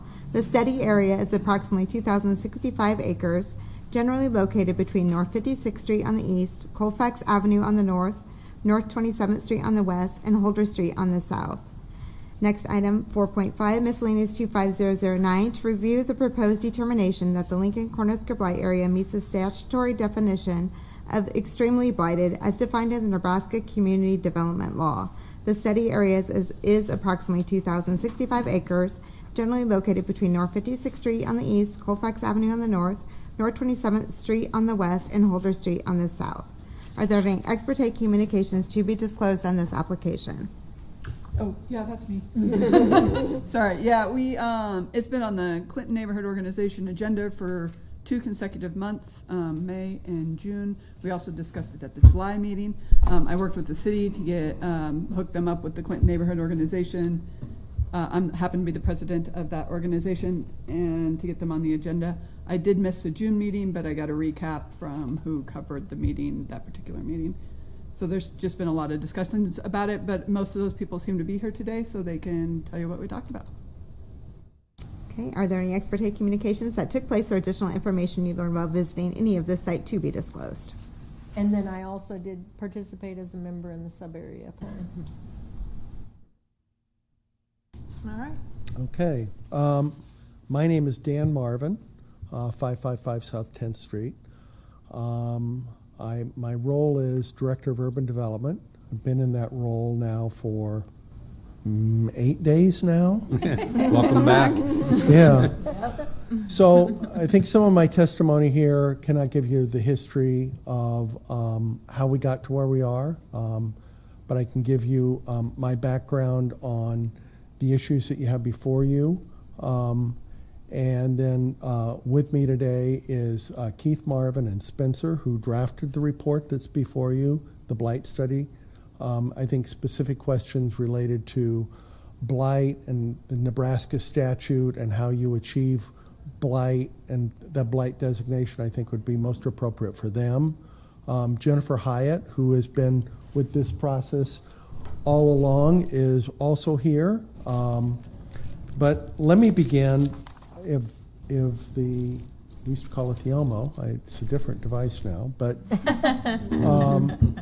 try to show you a map, because there this is more than just simply a blight designation. So there's a variety of different competing issues going on, and I think the city was interested in obtaining multiple goals here. So what you see is an area that is outlined in yellow, and then you see areas that would be in gray. The areas that are in gray had previously been declared blighted. Some of the area would be what you have to be in, have some history with Lincoln to understand Northeast radial term, but some of that might have been blighted back during the Northeast radial. And the state legislature passed legislation a year or two ago, and in that legislation they said that areas that have been declared blighted for 30 years need to be reviewed to see if they continue to be blighted. So before you is, in part, the areas that would be grayed, especially the Northeast radial area, a effort to do that process through a professional firm such as Keith Marvin's firm to review that area to see if it continues to maintain the blight so that we satisfy that component of the state legislature. Prior to the vote, which I think the legislature was right, they were saying you've declared something blighted and it can stay blighted in perpetuity, which was true. And so this does put the onus on the community to go back and look at those areas every 30 years. This area here is North 48th Street. It's more typical of what the city of Lincoln might have years ago considered to be something that we would look at for blighting, and that is our arterial corridors, to try to identify how we keep those arterial corridors vibrant and working. I know that on the corner of 48th and Layton, there were a number of projects that were put in that area. If you happen, and I've eaten there, there's a couple of restaurants over there. There's apartments there. So, and there was an apartment down on 48th and Holdridge that would have been in that blight area to provide housing opportunities through the use of tax increment financing. So that's a little bit of the history on why we're here. I know this body also would have looked at a comprehensive plan update for this area. Again, I'll put my map down for a second. That area would be outlined in this kind of dotted dashed area. So there was a goal to look at a larger area and create a sub-area plan for North 48th Street. And the goal of the sub-area plan from North 48th Street had a number of different goals in it, but some of those goals may be at some point accomplished through the use of tax increment financing. That is not available through a blight designation alone. And I think the public sometimes looks at this and they go, my area is being blighted, that means I've got tax increment financing. The only way you can offer tax increment financing is a redevelopment plan has to follow. The conditions inside that redevelopment plan have to satisfy the comprehensive plan, and since we have a sub-area plan, the Northeast 48 sub-area plan, then that redevelopment plan has to conform to the sub-area plan. So elements that are in that, and I think we were thinking there would be an opportunity on North 48th Street to accomplish some of the goals in the sub-area plan. I know that a lot of people don't like the word blight. It's a term that no one wants to have their neighborhood called as blight. If you look at this article here from 2019, when they started discussing extreme blight, it says some have called for the retirement of the rhetoric of blight. I think that's been an ongoing discussion, and so I can understand. I've seen some of the emails into you. I don't like my neighborhood being called blight. When we have talked to the county assessor in the past, the county assessor does not regard the area described as blight as impacting the property valuations within those areas. So when we've had those kinds of discussions, that's what we've learned from the designation of blight. It does create opportunities. Alone, what your vote and the city council's vote of declaring this area extremely blight, what it does is it creates an opportunity, and we did this when I was in urban development the last go-round. Extremely blight creates an opportunity for a homeowner of an owner-occupied property to buy a property, and if they're an owner-occupied person, they can afford themselves a $5,000 tax credit from the state of Nebraska for the purchase of that home.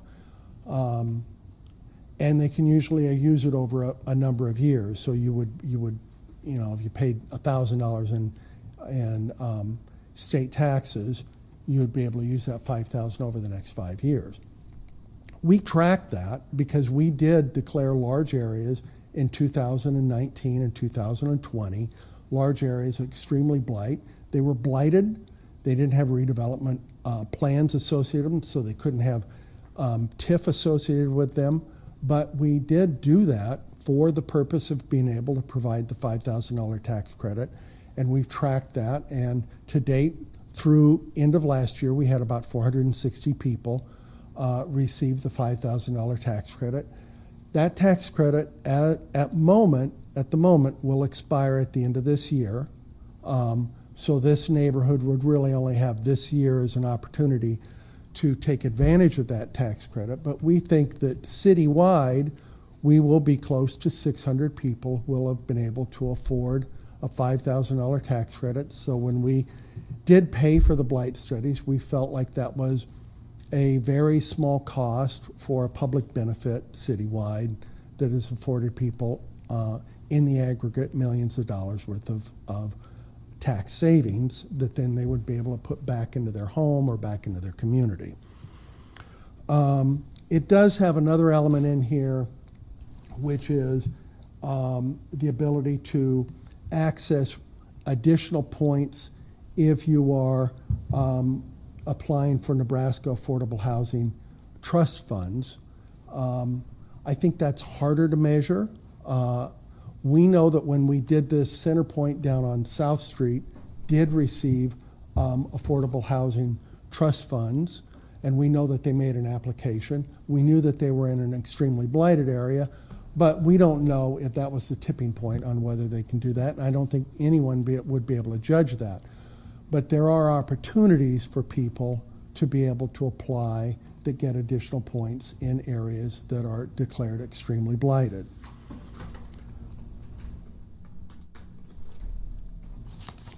The term extremely blight, how did we get to that term extremely blight?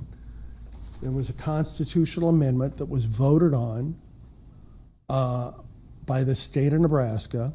The legislature put this to a vote of the public, and this is the constitutional language, and the results of that were in the affirmative by a total of 520,000 votes to 330,000. So extremely blighted, which is a new concept, really wasn't ratified until the November of 2020 election, is something that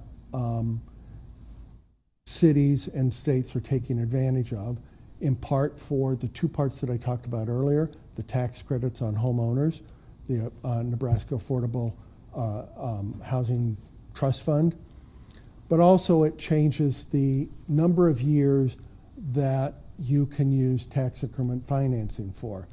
You can go from 15 years to 20 years, which allows a higher present value if TIF is being utilized.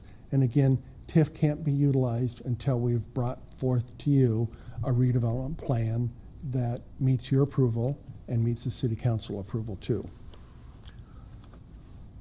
I think I'm going to stop there. If there's specific questions that I can do to address your questions, and like I say, we do have staff and we do have the drafters of the report here if you have specific questions about that as well. Yeah.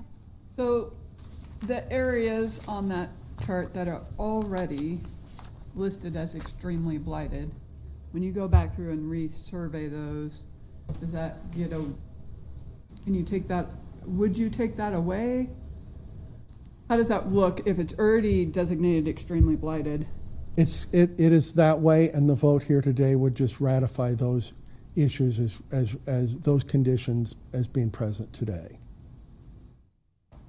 Okay. Doesn't change that, and that's why the district itself looks larger, is because contained within the overall area of what is before you is areas that were previously declared as blighted and extremely blighted.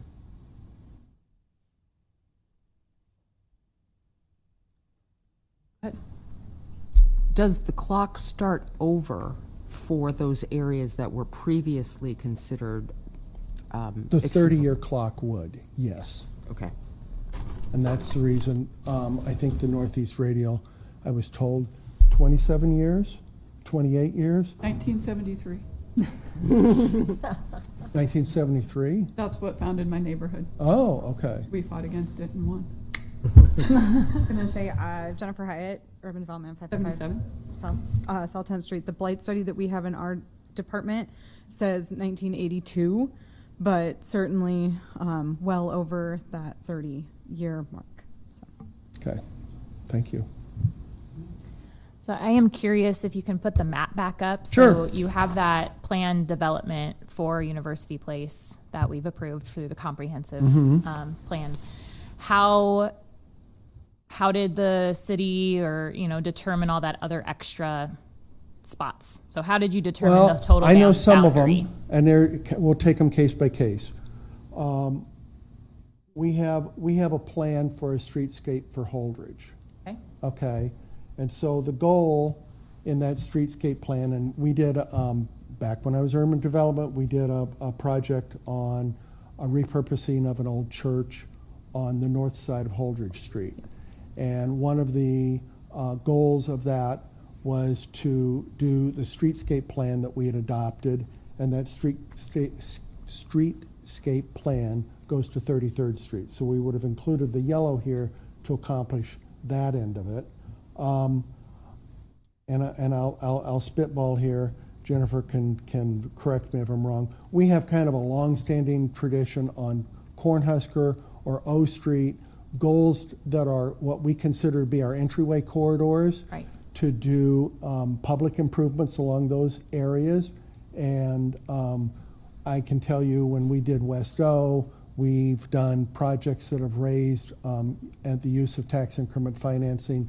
And for instance, we've done some beautification on O Street. We've done beautification on other parts of Cornhusker Highway. And on West O, I know we're hoping to be able to break ground on a pedestrian bicycle trail that will connect the schools. So those kinds of issues are long-standing goals that we have on most of our major entryway corridors, and that would have been I'm assuming, why we would have brought in some of those additional areas. I can add more distinct. We have the 33rd and Cornhusker transportation plan that's being worked on with LTU. And so part of the consideration here was to potentially be able to help assist with that that public infrastructure that might go along with LTU and help supplement maybe some of the lesser, like lower identified but still high priorities that maybe couldn't be met with traditional budget. Okay. Any other questions? Additional questions? Okay, thank you very much. Okay.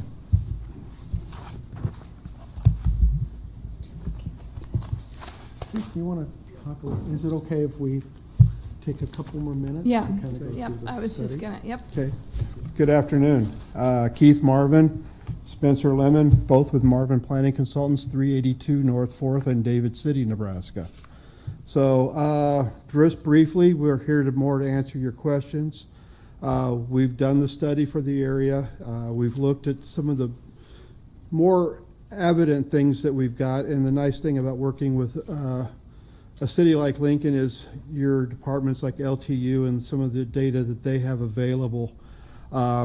And the reason Spencer's up here is he led the team that actually went out into the field and collected some of the visual stuff that was brought forth in the plan itself. In summary, what I will tell you is that we found, based upon the stuff that was examined, is that this area does meet the definitions that was put forth in statute for substandard and blight. In the back, we have, if you haven't, we do have a summary of all the different things that were found. I guess this is, in my time of doing these studies, I will tell you I've never found any place that actually met all 13 criteria. A lot of the 13 criteria are very difficult to determine as well.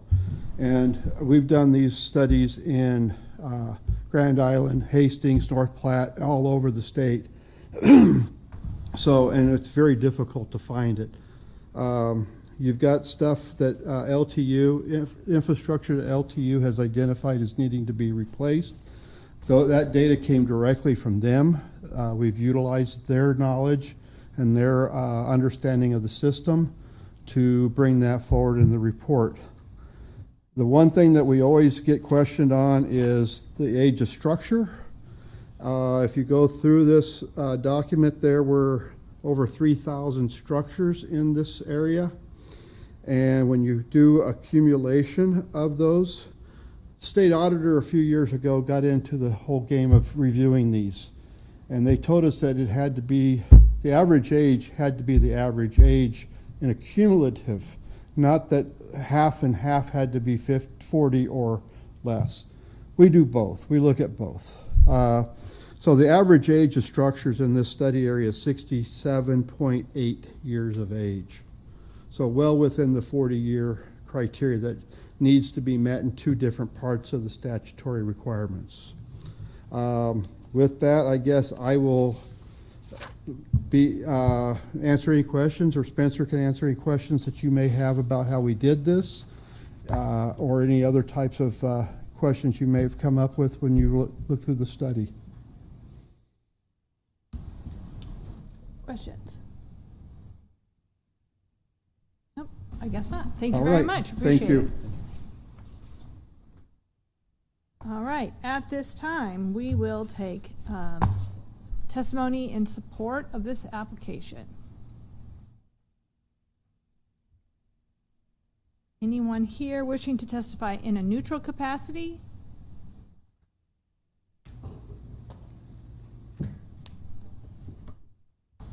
Hi, I'm Bob Reeves from Clinton neighborhood. I live at 3236 Dudley Street.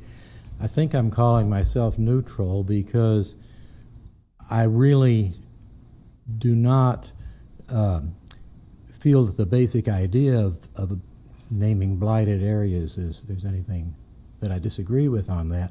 One of the things that they did come to our neighborhood organization, a group of people who were concerned about a particular block came to our neighborhood organization asking that we would support adding that I believe, adding that block to this, and I don't know whether it was or not.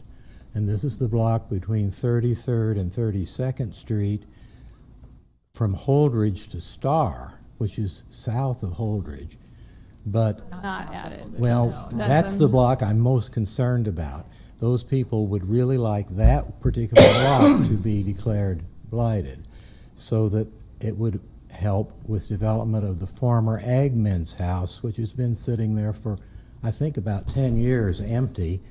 And there's potential for redoing something there, and it would really help that and a couple of other properties on that particular block to have this.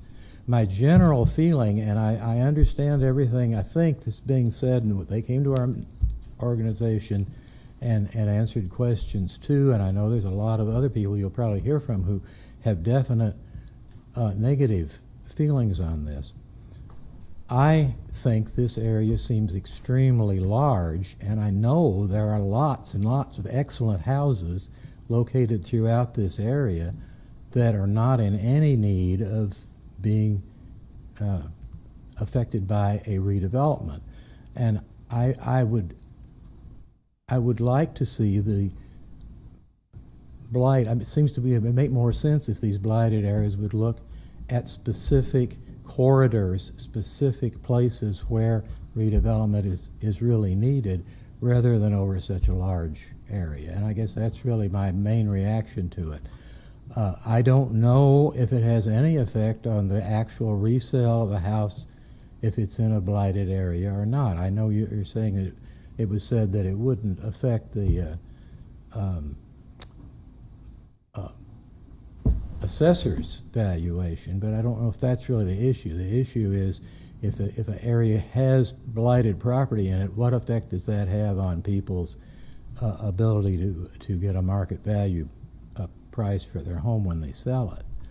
And another issue would be, I do think that since so much of our neighborhood, and in the Clinton neighborhood, is in blighted area already, that has been an incentive for the building of these little duplexes, which we think are not an asset to our neighborhood, and they do sometimes build things taking advantage of tax increment financing, and what comes out is not something that's providing better housing for the residents that are already in the neighborhood, but attracting more students into the neighborhood and other people to rent these fairly high-priced apartments that are being built in these buildings. I know they get some affordable housing in there, but they always get a lot of non-affordable housing as well, and so it's making our neighborhood more dense and changing the character of the neighborhood. So maybe those are the things I'm concerned about, but I don't really consider myself an opponent, because I think I've seen a lot of the benefits that tax increment financing through the blight designation has done for the whole radial reuse area and a lot of other things, and I don't want to see that thwarted.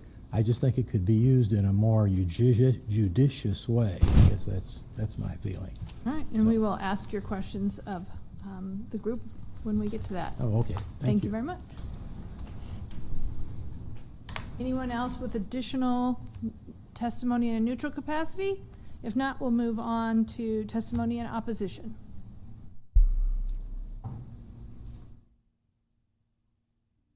I have some documents. I'd also like to ask. I want to move the microphone down a little bit. Sorry. Thank you. I'd like to ask for a few extra minutes because I think I might go over. I'll try to keep it to 5 minutes, but adding visuals might. Okay, let's try and keep it to 5, and we'll see where we're at. So. Can you speak up a little bit too when you're talking? Try to, yes.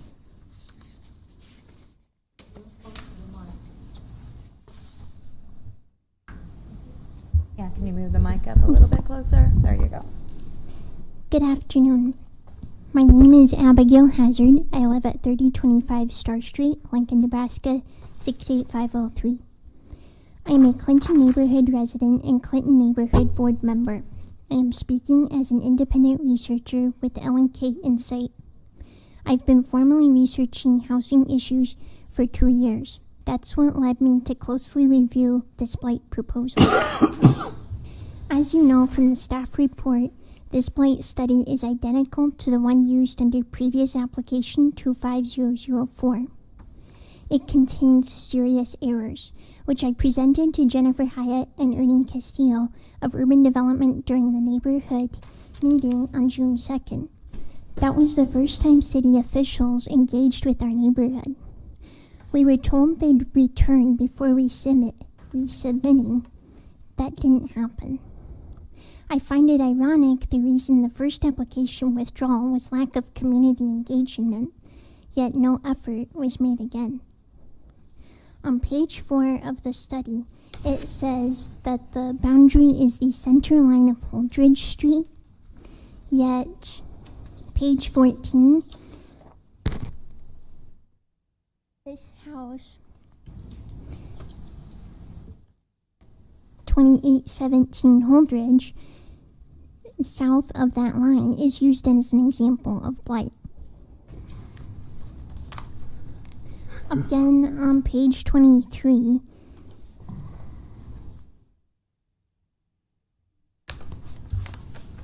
that top left on non-ADA compliant curb cut is on the south side of Holdridge Street, also outside the blight study area. That sidewalk was reported to the city 2 years ago and has not been fixed.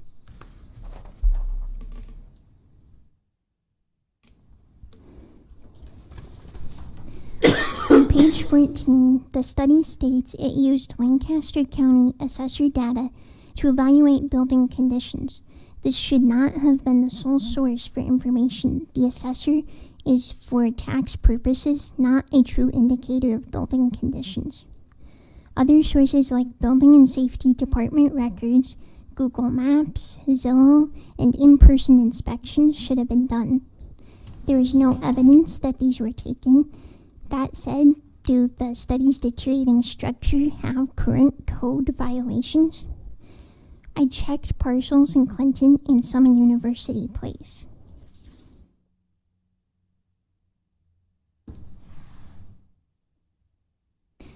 I've marked up this map of the study. Out of 517 parcels on the blight map in Clinton neighborhood, the X's you see on the map are mislabeled and wrong color-coded parcels. 11 of the properties are completely mislabeled and lower than the assessor's data. 22 parcels, or 4%, were correctly coded, meaning 96% of the blight study's color coding does not map their own map legend. Now, to the handouts I gave you, the study claims there are 9 homes in low condition, but 3 that I handed you are misclassified. They aren't low. That raises ethical questions. Was this data outdated before the November 2024 contract, or was it simply carelessly compiled? Either way, it's unacceptable considering the city paid $22,000. Urban Development told us that Clinton was added later to the study areas. That is a lie.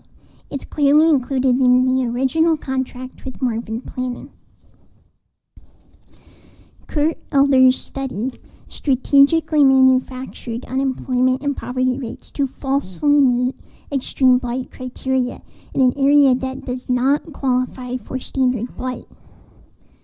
Page 54 from Marvin's study regarding unemployment says these issues are either not present or were limited enough as to have little impact on the overall conditions of the study area.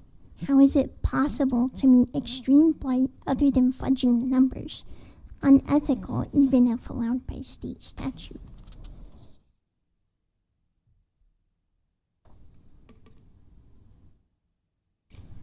So I've transposed the blight map on top of the unemployment map from the extreme blight study to give you clarity. The area used to formulate unemployment statistics is 3 to 4 times the actual blight area, a huge portion of it being undeveloped land. This really skewed the numbers. Also, the public never had access to the extreme blight study or its application on the PATS tracking system, It's never been listed there under this application, and it's still not posted there. This study is full of inaccuracies. Neighbors were left out of the process, and the city appears to be rushing this before Marvin's contract expires July 31st. No one followed up with me about the known errors. Moving forward with this plan is irresponsible, and I urge you to postpone or reject this blight designation and take real steps to fix the conditions that rationalize it. Thank you. Questions? Okay, thank you very much.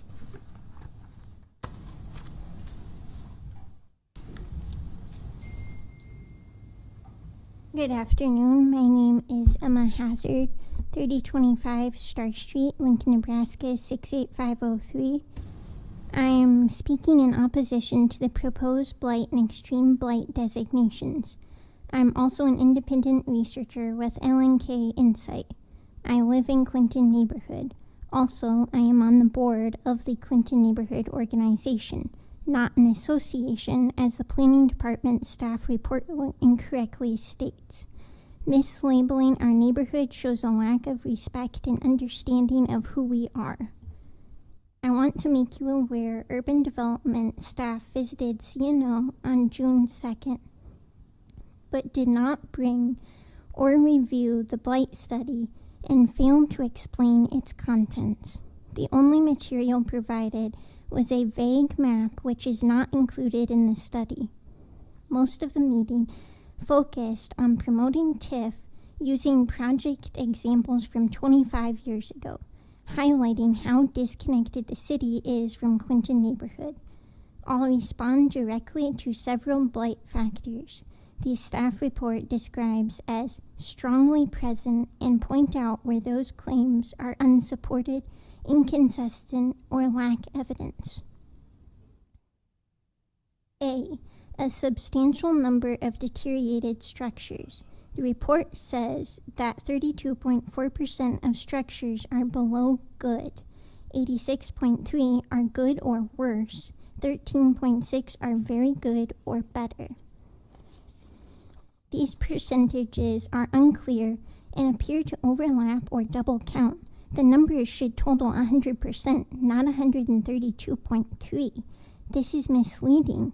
Even if we accept those numbers, they indicate 99.9% of structures are good, which contradicts the claim of widespread deterioration. B. Trees and large foliage are at the end of their natural life. The blight study and staff report claims this, but provide no photo evidence, no specific locations, and no documentation. According to Lincoln Municipal Code 12.20.030, the city, not residents, is responsible for the maintenance, pruning, and removal of street trees. If the trees are in poor condition, it's a city issue, not a basis to label the neighborhood as blighted. Without clear evidence, this claim should not be counted as a legitimate blight factor. C.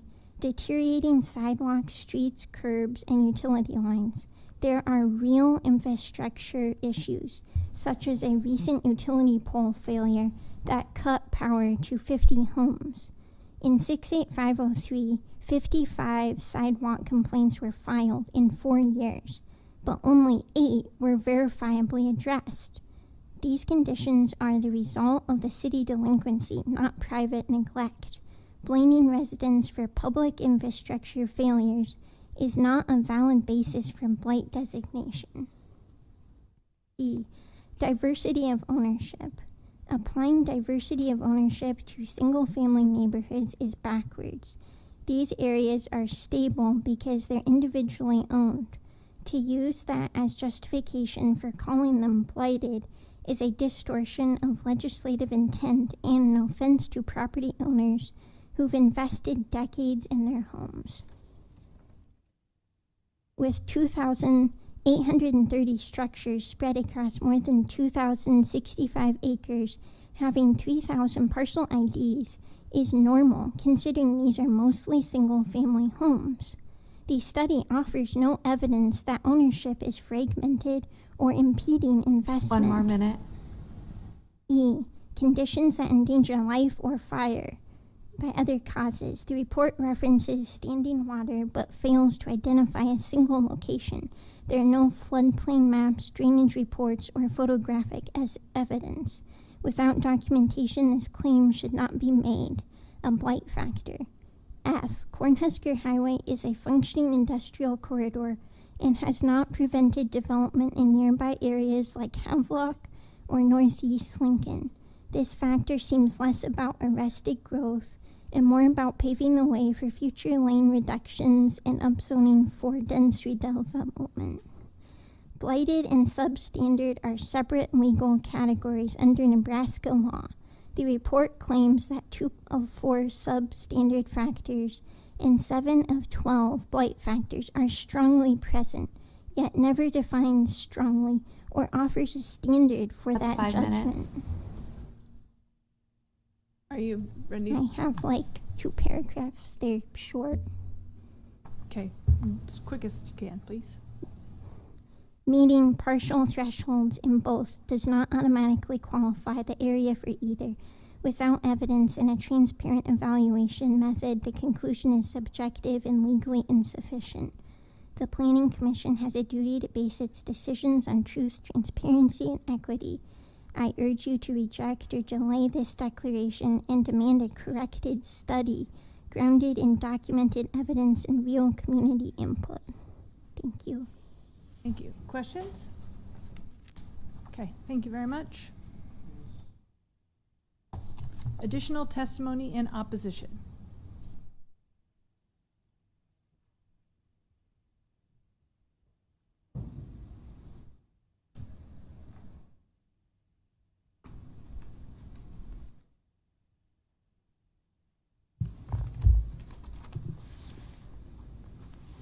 Good afternoon, Commissioners. My name is Tammy Lee Fatino, and I am here to urge you to indefinitely postpone this proposed blight and extremely blighted designations. You give us your address, please. Oh, yes. No, I'm sorry. I live at 1933G. Thank you. I would like to ask until there's a full community supervised forensic audit that would be conducted to the city's spending, enforcement, and basic service deliveries of these neighborhoods. I'd like to see that a comprehensive plan that would be clear. Redevelopment must be avoiding displacement. And I think that a reflect of equitable public investment and meeting the needs of the existing residents is a priority. It's important and not to erase them by displacement. The conditions that are being used to justify these designations do appear. The deteriorating sidewalks, crumbling streets, overaged trees, aging utility poles, mentioning losing a utility pole and losing power for however long because of, is this city neglect? Is this evidence of the city's responsibility? Are these things that are the city's responsibility? I'd like to be specific and say that the city owns and regulates certain areas, so I don't understand how the citizens, the residents, are being prevented from caring for trees and areas and yet being punished or being slighted as if it's a condition for the blighting. This seems to be dishonest at best, in my opinion. The sidewalks in the streets, there's been maintenance issues. There was a reference. I don't understand all of the history that's here, but if you would honestly take a look at the history of this neighborhood and our neighborhoods, we as a community, I'm in awe of how people have come together to ask you, all of you in this commission, to maybe take a different opinion and honest look at what is going on here with the utilities and the buildings. There's visual evidence of things that just don't add up. And I have a whole lot written here that I'm just not going to read anymore. I would like to appeal to the people that are representing this commission and ask you to please consider what is being proposed and give an honest look at the details and the information that you have had presented to you today and reconsider this. Thank you for your time. Thank you.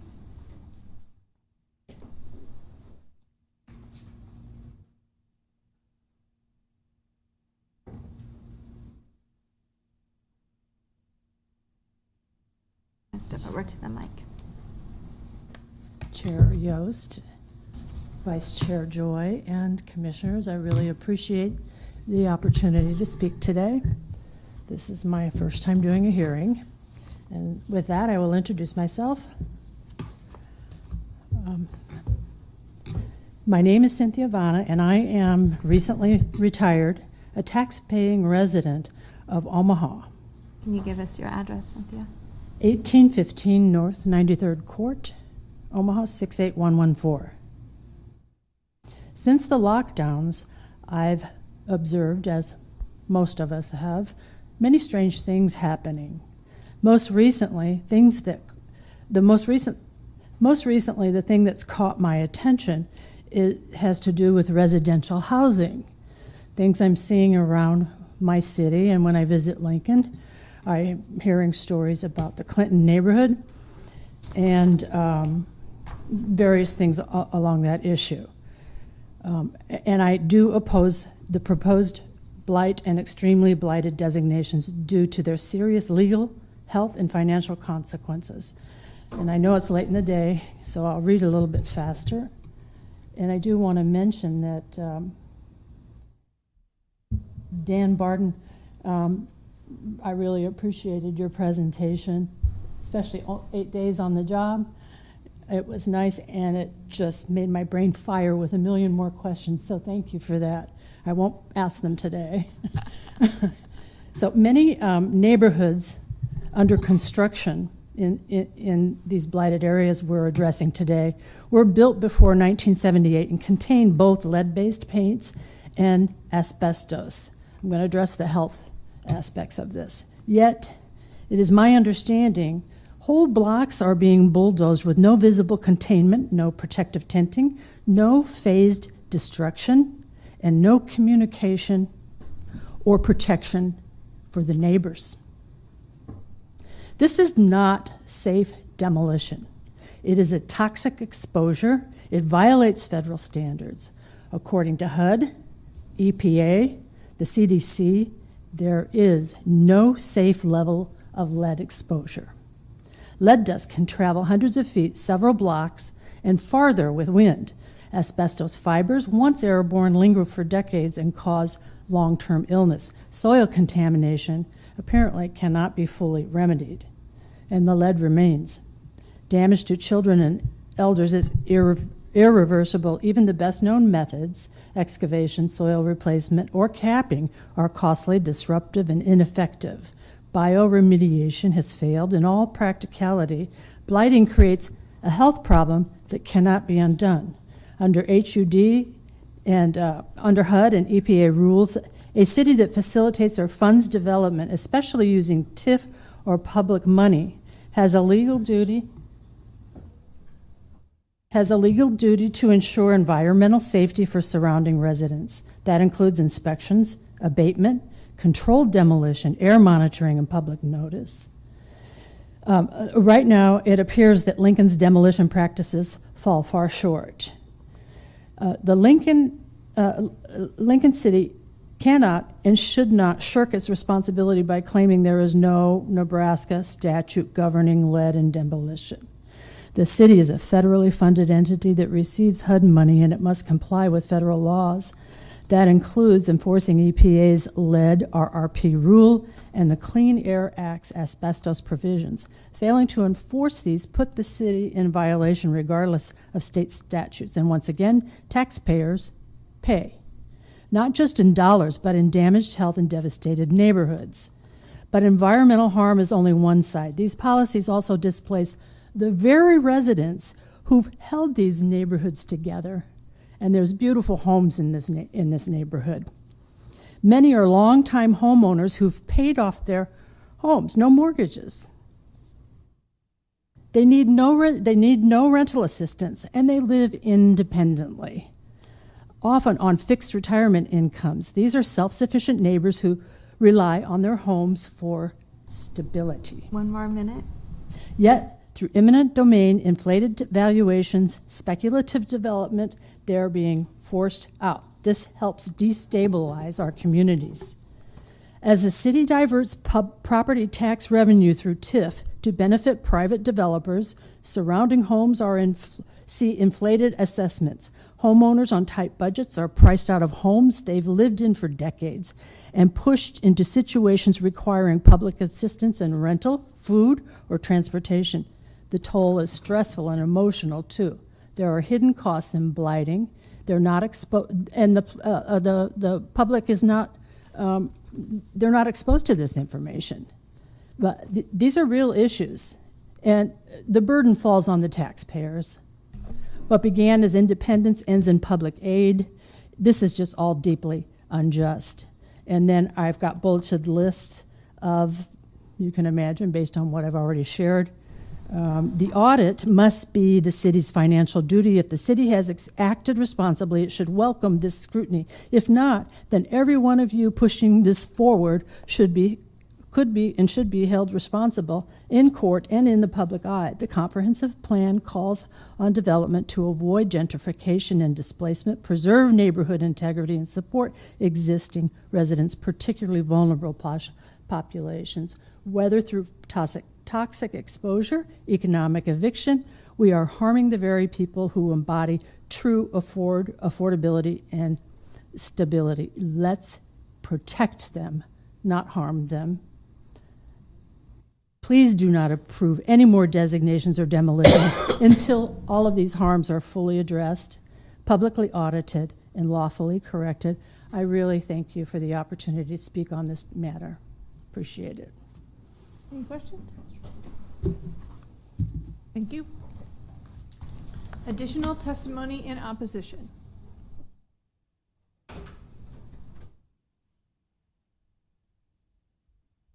All right. Staff questions?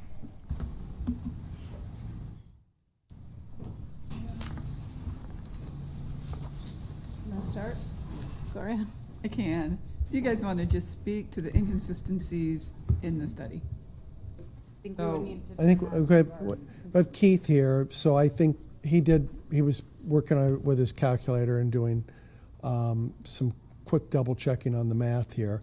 I will say the data in terms of the conditions of the housing are data that gets fed in from the county assessor's data on all the different property, and that's how he's judged the various conditions of the housing. Well, Keith is coming up. I think he can address the issues of some of the data. If there are questions regarding the extreme blight designation, we also have Kurt Elder here. I think what Kurt's going to tell you is we use census data tracks, so those census data tracks are not going to comport exactly over the areas that we're using, but that's prescribed by state law. But I'm venturing out a little bit farther. If you think you okay with that? We use block group data. Yeah. So I think Kurt can speak to that issue. What I will talk about a little bit, though, there was some discussion about eminent domain, lead paint, displacement of individuals. First of all, I don't want to say that's not what's before you today, but that isn't what's before you today. It's a blight designation. But secondly, and more importantly, though, is I can't recall, other than turn lanes and other things that we do for traffic movement, actually using eminent domain as a tool to evict people out of certain areas. I did a lot of work over in the West Haymarket area. We didn't use eminent domain over there. We negotiated with property owners. When I was on the city council, we didn't use eminent domain. We negotiated with property owners. Lead paint issues, our department, we're very proud of our record with, we were awarded money on a first round with lead paint remediation. We spent those funds judiciously. We overperformed in terms of the number of homes that we were supposed to repair with lead paint, and we've been awarded a second round from HUD. We've just initiated that second program and expect to do more. One of the areas that we have done in an older area, I think, is an illustration of how in a blighted area you can accomplish a number of different things. South of downtown, we created a blighted area. We came back with a redevelopment plan that this body would have voted for. That plan included in it language that says we don't want to displace the neighbors, and so we crafted a rental rehab program. The rental rehab program went in and rehabilitated an area that is 90% rental. We rehabilitated or are in the process of rehabilitating up to 1,000 apartments. And the conditions that we put on that is that they can't displace residents, that they need to maintain rental rates that are affordable, but we need to address the issues that both landlords and tenants have found to be difficult, which is windows that are leaky, roofs that are leaky, HVAC systems that don't perform, and we've to date, we've got 300 apartments in the hopper with the goal of trying to get 1,000 done over 10 years. So, and in conjunction with that, we've looked at the lead paint issues too. So we're remediating the apartments that can be appropriately removed of lead paint issues as well. I'll stop there, and I will let Keith, Marvin, no relation, by the way, address We're trying. any of the. We've discussed we need to talk trees someday. Yes, we will. So thank you. A couple of quick things. As Dan made the comment, I was running my calculator real quickly, and there is some discrepancies on the residential side. The excellent conditions and that on page 14 actually go up. I'll put that down. Yep. So we can maybe. Let me go to page 14 though. So let's see. So if you look at these numbers, that bottom number there actually has gone up a little bit, but then so did the next to bottom number. So the number that actually is considered to be average or worse is higher as well as what we did in the study. So there's roughly about 30 to 36% of the houses or the residential structures in that area that meet an average condition or worse. Okay. Now, I don't know however all this other data was done. I can tell you what we do is we pull in the county's GIS data based upon the assessors.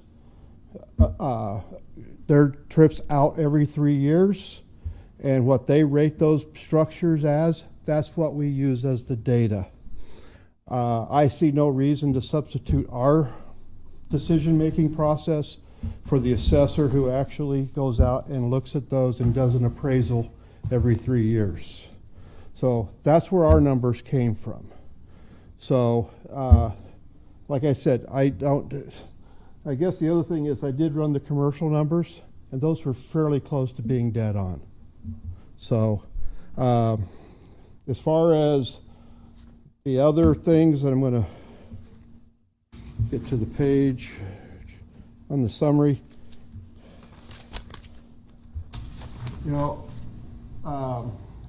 diversity of ownership.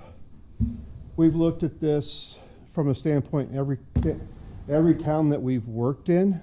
We look at this from the number of ownership issues.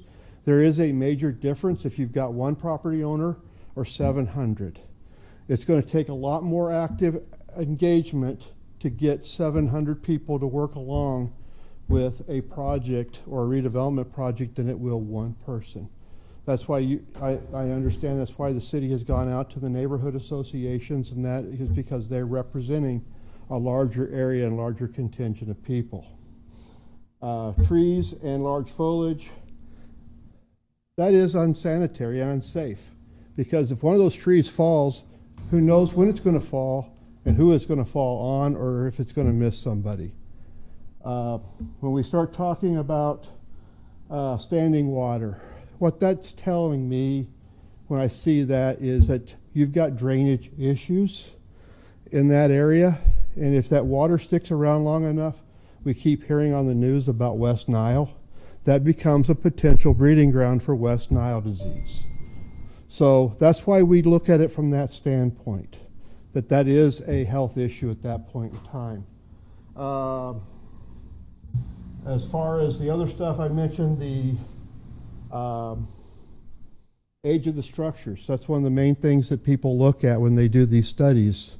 I believe the study said 91% actually were over 40 years of age. And I mentioned earlier that it's 67.8 years of age is the average age of structures in this entire study area. So I summarized a few of the things I heard. Is there any questions you as commissioners still have that I can answer for you on this topic?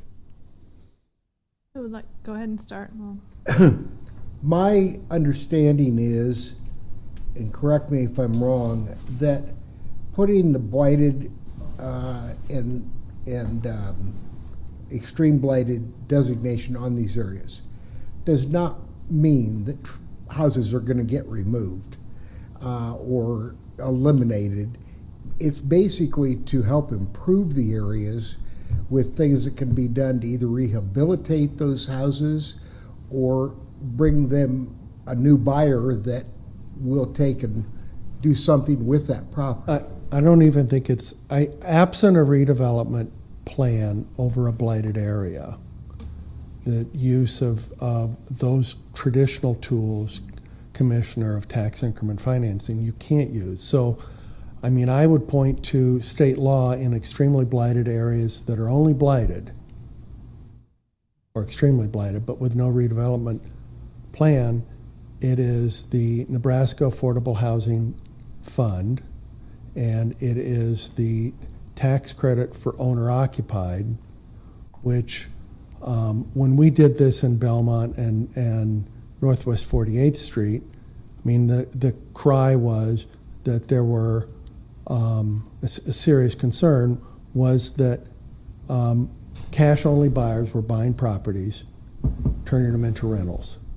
And I think the reason the state created the tax credit, modest as it might be, was to incentivize owner-occupied buyers so that they could buy into these neighborhoods and not become a rental.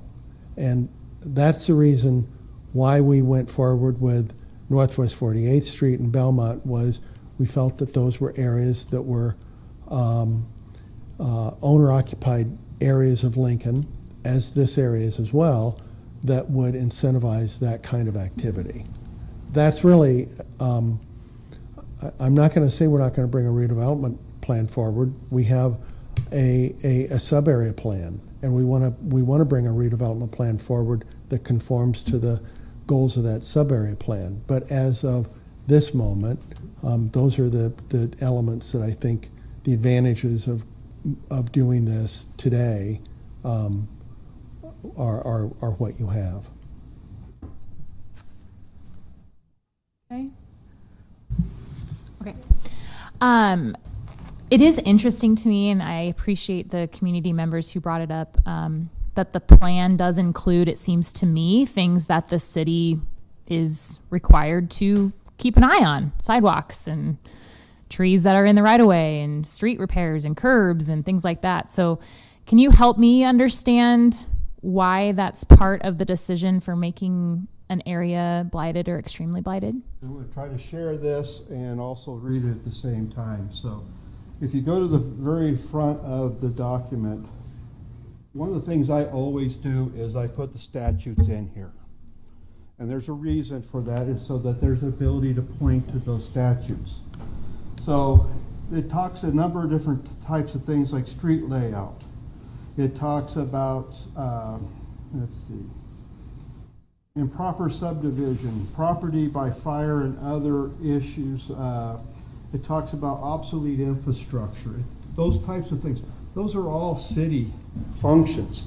Right. But the state legislature, when they set this up, they looked at all those as being contributing to the overall condition of the area. Okay. That's one of the reasons we do look at all of that, is because, you know, they asked us, they said you can use this as far as, you know, obsolete infrastructure. I'll tell you right now, if I go into a community and an area's got brick streets, I love brick streets, but guess what? One of the first things I use for a blighting condition is that brick street. Okay. Those are things that are governmental functions, but they still count. So, and I guess as far as other things, there was one other thing that came up that I just remembered, is the house and a couple of things that were across the street. The curse and the blessing of today's world and technology is when we take photos on our phone, they're geocoded. So depending on where you take that photo and you download those data, you might get an error once in a while, but we've got hundreds of photos that we can bring in and dump and give the city that still backs up our side of it. So to follow up on that, Yeah. so I'm trying to think of these individuals who live in this neighborhood who have all of these disrepairs, right? You're saying that the curbs are bad and the sidewalks are bad, and you have proof of that.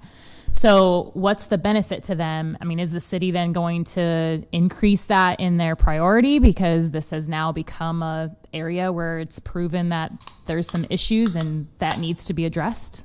For example, the photo this young woman shared about the repair being requested, but that's been there for quite a while. Right. Well, I mean, let me talk about kind of a typical redevelopment process that we would do if we had a redevelopment plan over an area. We will visit with the developer, and we will talk about the street infrastructure. We will talk about, we've done redevelopment projects where we look at the sewer and water lines that are servicing that property. And in the servicing of that property, we will say, we want to use the tax increment financing to pay for a portion of those kinds of upgrades. So I don't think there is a, there are most of the sidewalks in Haymarket have at one time or have dollars, you know, you can't step in Haymarket without stepping on $1 of TIF that would have been generated to pay for that. Right. We've done other public improvements associated with tax increment financing that would also include bicycle lanes. So you'll see bicycle lanes around Lincoln, and those lanes have been created in large part by the use of tax increment financing. I'm thinking on P Street. If you go on P Street between 20th and or between 17th and 23rd, you'll see designated lanes and studies that would help incorporate that.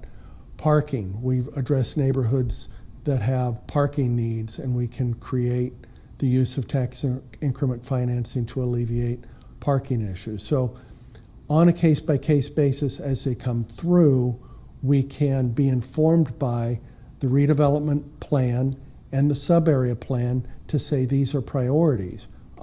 Absent a redevelopment plan specifically coming forward, you know, what we have done instead is use a district TIF approach to address needs of the entire area. So West O, we had business communities that said connectivity, street trees on our corridor are important, and we've used district TIF to put in the street trees on West O. And like I said earlier, we're going to be able to have connectivity to the school that's in the far western part of the city. So those are the ways that we can go about using tax increment financing.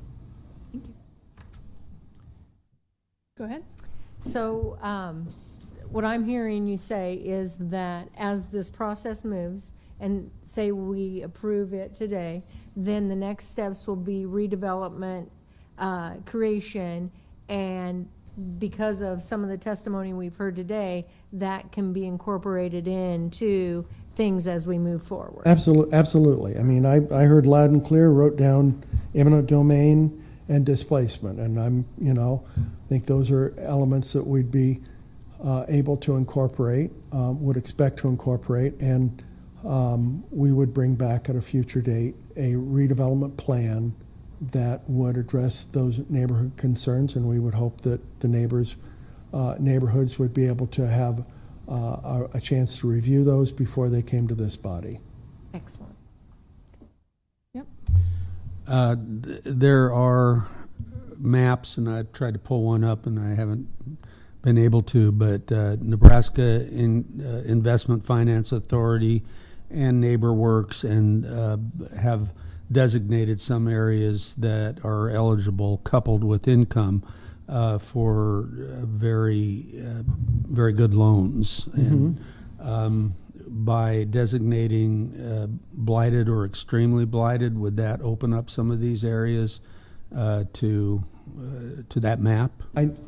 I have not specifically talked to NIFA or Charlie over at NeighborWorks to know whether they're afforded those opportunities. Yeah.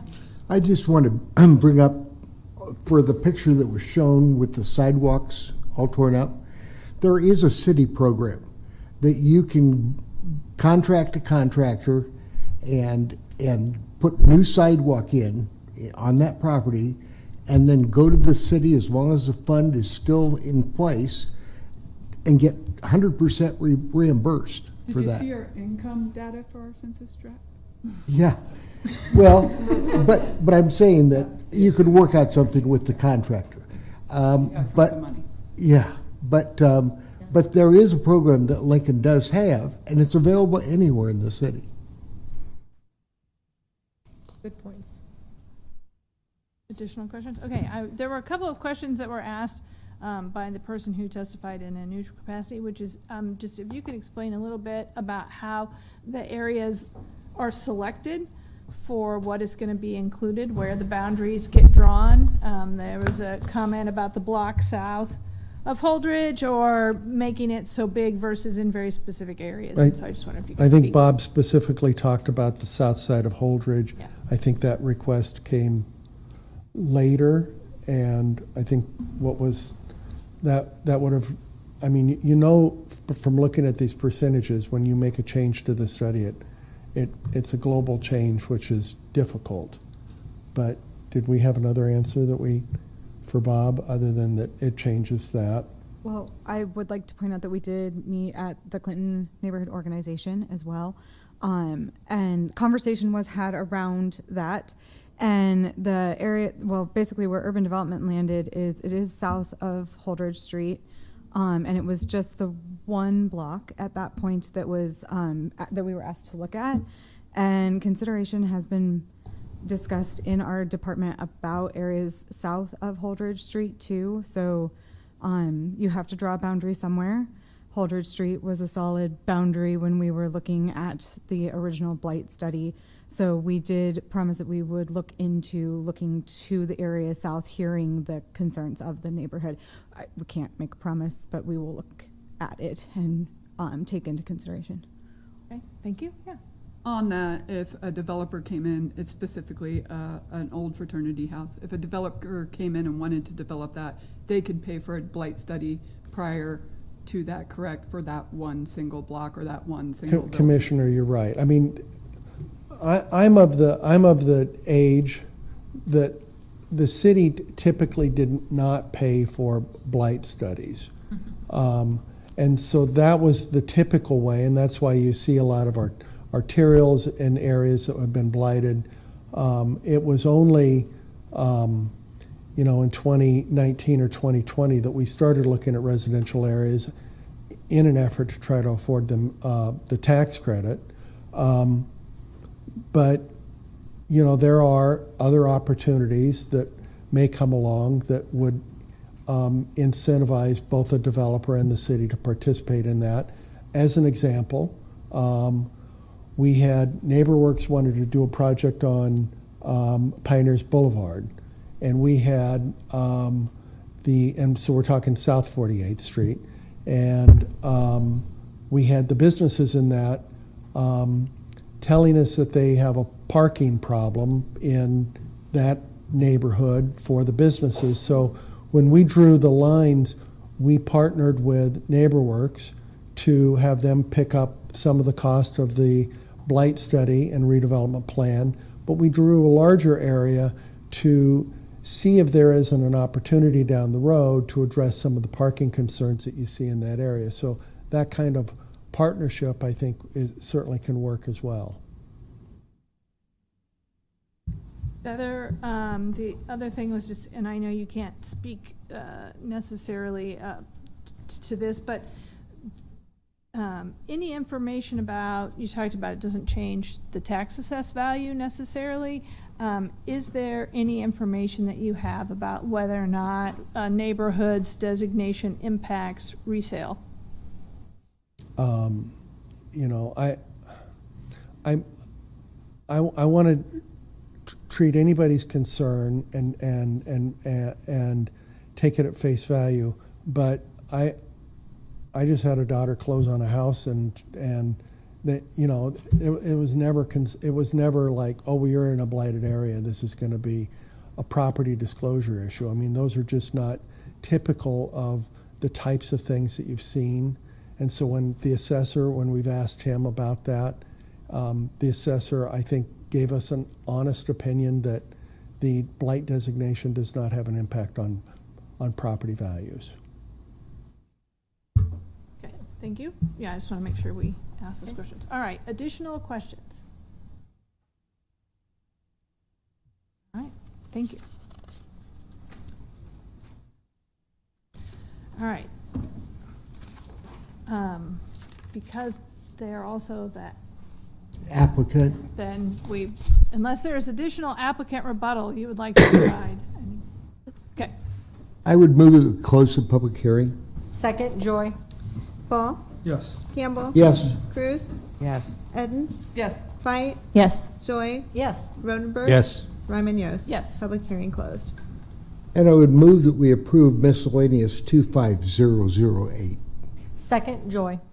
All right, before we begin discussion, we can discuss both pieces, but we'll have to have a separate motion and a vote. Well, on I both think of them. just putting this in place is a good move, because it opens all kinds of doors that can happen, whether it be individuals within this area or somebody that else, or the city, or some agency that comes in wants to assist in some means, like neighbor works and so on. So I think having this, unfortunately, people view those terms negatively, and I think that's what creates some problems, rather than the fact of what can happen to a given neighborhood and how it can improve it.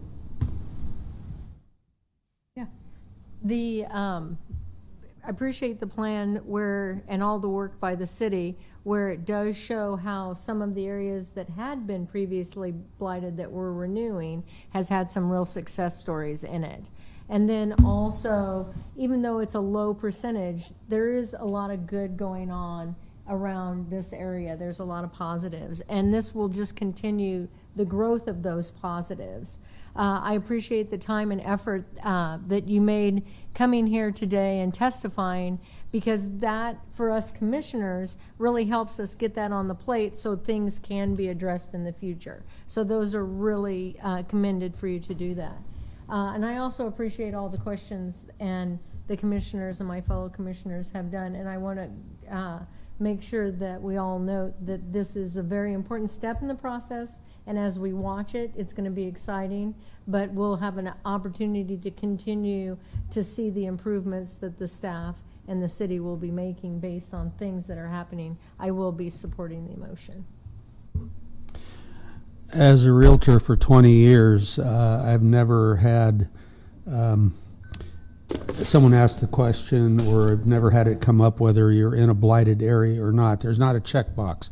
There is for floodplain. There's several other areas that are designated, but blighted is not one of them. And I agree with Mr. Marvin that I think blighted is kind of a dirty word. I wish we could come up with something else, neighborhoods in transition, or eligible for something. But blighted is, I see broken windows and abandoned homes, and that's not the case in this neighborhood.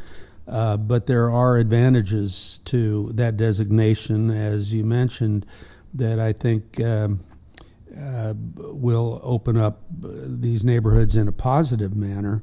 And when someone wants to come in and do something in there, they have to apply, and it comes before us again, and we can decide then whether this is good for the neighborhood or not. I want to thank residents for coming out, right? I mean, I think that's an important part of the process. People who came out and submitted as well, and especially to the data person, appreciate dropping the facts and holding us accountable and the planning department accountable for what's being presented to the public. So that's an important part of this process. And then another perspective is the feedback also, as you see, goes into what subsequently will happen after this, right? So that feedback is important. So those voices need to be heard. And I agree that the blighted term is just horrible, right? This is an unlock for a number of things that we can help improve the neighborhood. And unfortunately, we have to deal with that word and has that negative connotation, but I would be approving it as well. I have a lot to say. As you can imagine, I love my neighborhood. If nobody knows that, I'm invested in it. I am a lifer in this neighborhood. And what is great about Clinton neighborhood and the other neighborhoods attached, we're all very similar, is we don't always agree. I will support this. I've lived in an extremely blighted area for numerous years. I've had 2 children buy within my block. They both got the $5,000 tax return, and never call that minimal in my neighborhood. $5,000 investment in my neighborhood is huge. They reinvested it in their property. Their property looks better, and I can say today, my daughter bought her home in 2020. It is now 2025, and her house has doubled in value. So in an extremely blighted area, doubled. That took some investment from NeighborWorks Lincoln. That took some investment from the $5,000 and just some hard work on her part. So I see the benefits to some degree of blighted. I also think it calls that we've called, the people who have testified today, called the city to task. Our neighborhood needs investment, not just from redevelopments, because we don't like what they're putting in our neighborhood, right? But also from the city. And we continually fight for more sidewalk funds, and it was doubled last year, thanks to some city council members. And that investment, if you look at the percentage of where those dollars are going, we're getting a high percentage, and that's because we have people like you that continually beat the drum that Clinton neighborhood needs this money, that the neighboring neighborhoods need that money. Older, we need the investment. Our trees are falling apart. They do need some city love. It's constantly getting property owners to help with those trees as well. But I don't think this is a bad thing, even though it's a bad word. And we did, I'm gonna get my dates wrong, but about a decade ago, we did a walking tour of our neighborhood, and we wrote down the conditions of every single house in our neighborhood. It took thousands of volunteers, well, thousands of hours, not thousands of volunteers. Ooh, I walked a lot of streets. Anyhow, and it showed what this study showed. And I don't see those conditions have changed much since that study. We've had some pockets of improvements. And I think our neighbors' frustration, and I'm not speaking for all of them, I'm speaking for myself, is that when a redevelopment does come in, the neighborhood comes in and speaks against it, it still goes through this commission because we say, no, it's their land, they can kind of do what they want. And I get that. But then it has TIF guidelines on there, and we don't see the TIF. We don't see the trees that were supposed to be planted on 27th and Star. We don't see the benefits to be Richmond Park. That was how many years ago? And yeah, 20,000 is sitting in a fund, but we haven't seen those improvements on the ground in our neighborhood. So although I support this, I think it is also a moment to call the city to task. Thank you for letting me have my soapbox. I will step down now. And again, that is why it is really important that we have a wide variety of representation. Representation matters, so thank you very much. All right, additional discussion before the vote on the first motion. Okay, thank you. Shelley? Ball. Yes. Campbell. Yes. Cruz. Yes. Edens. Yes. Fight. Yes. Joy. Yes. Rodenberg. Yes. Ryman Yost. Yes. Approved 8-0. And I would move approval of miscellaneous 25009. Second, Joy. Ball. Yes. Campbell. Yes. Cruz. Yes. Edens. Yes. Fight, Yes. Joy, Yes. Rodenberg. Yes. Ryman Yost. Yes. Approved 8-0. At this time, anyone wishing to speak on an item not on the agenda may do so. I move that we adjourn. Second, Joy. Ball, Yes. Campbell, Yes. Cruz, Yes. Edens, Yes. Fight, Yes. Joy, Yes. Rodenberg. Yes. Ryman Yost. Yes. We are adjourned.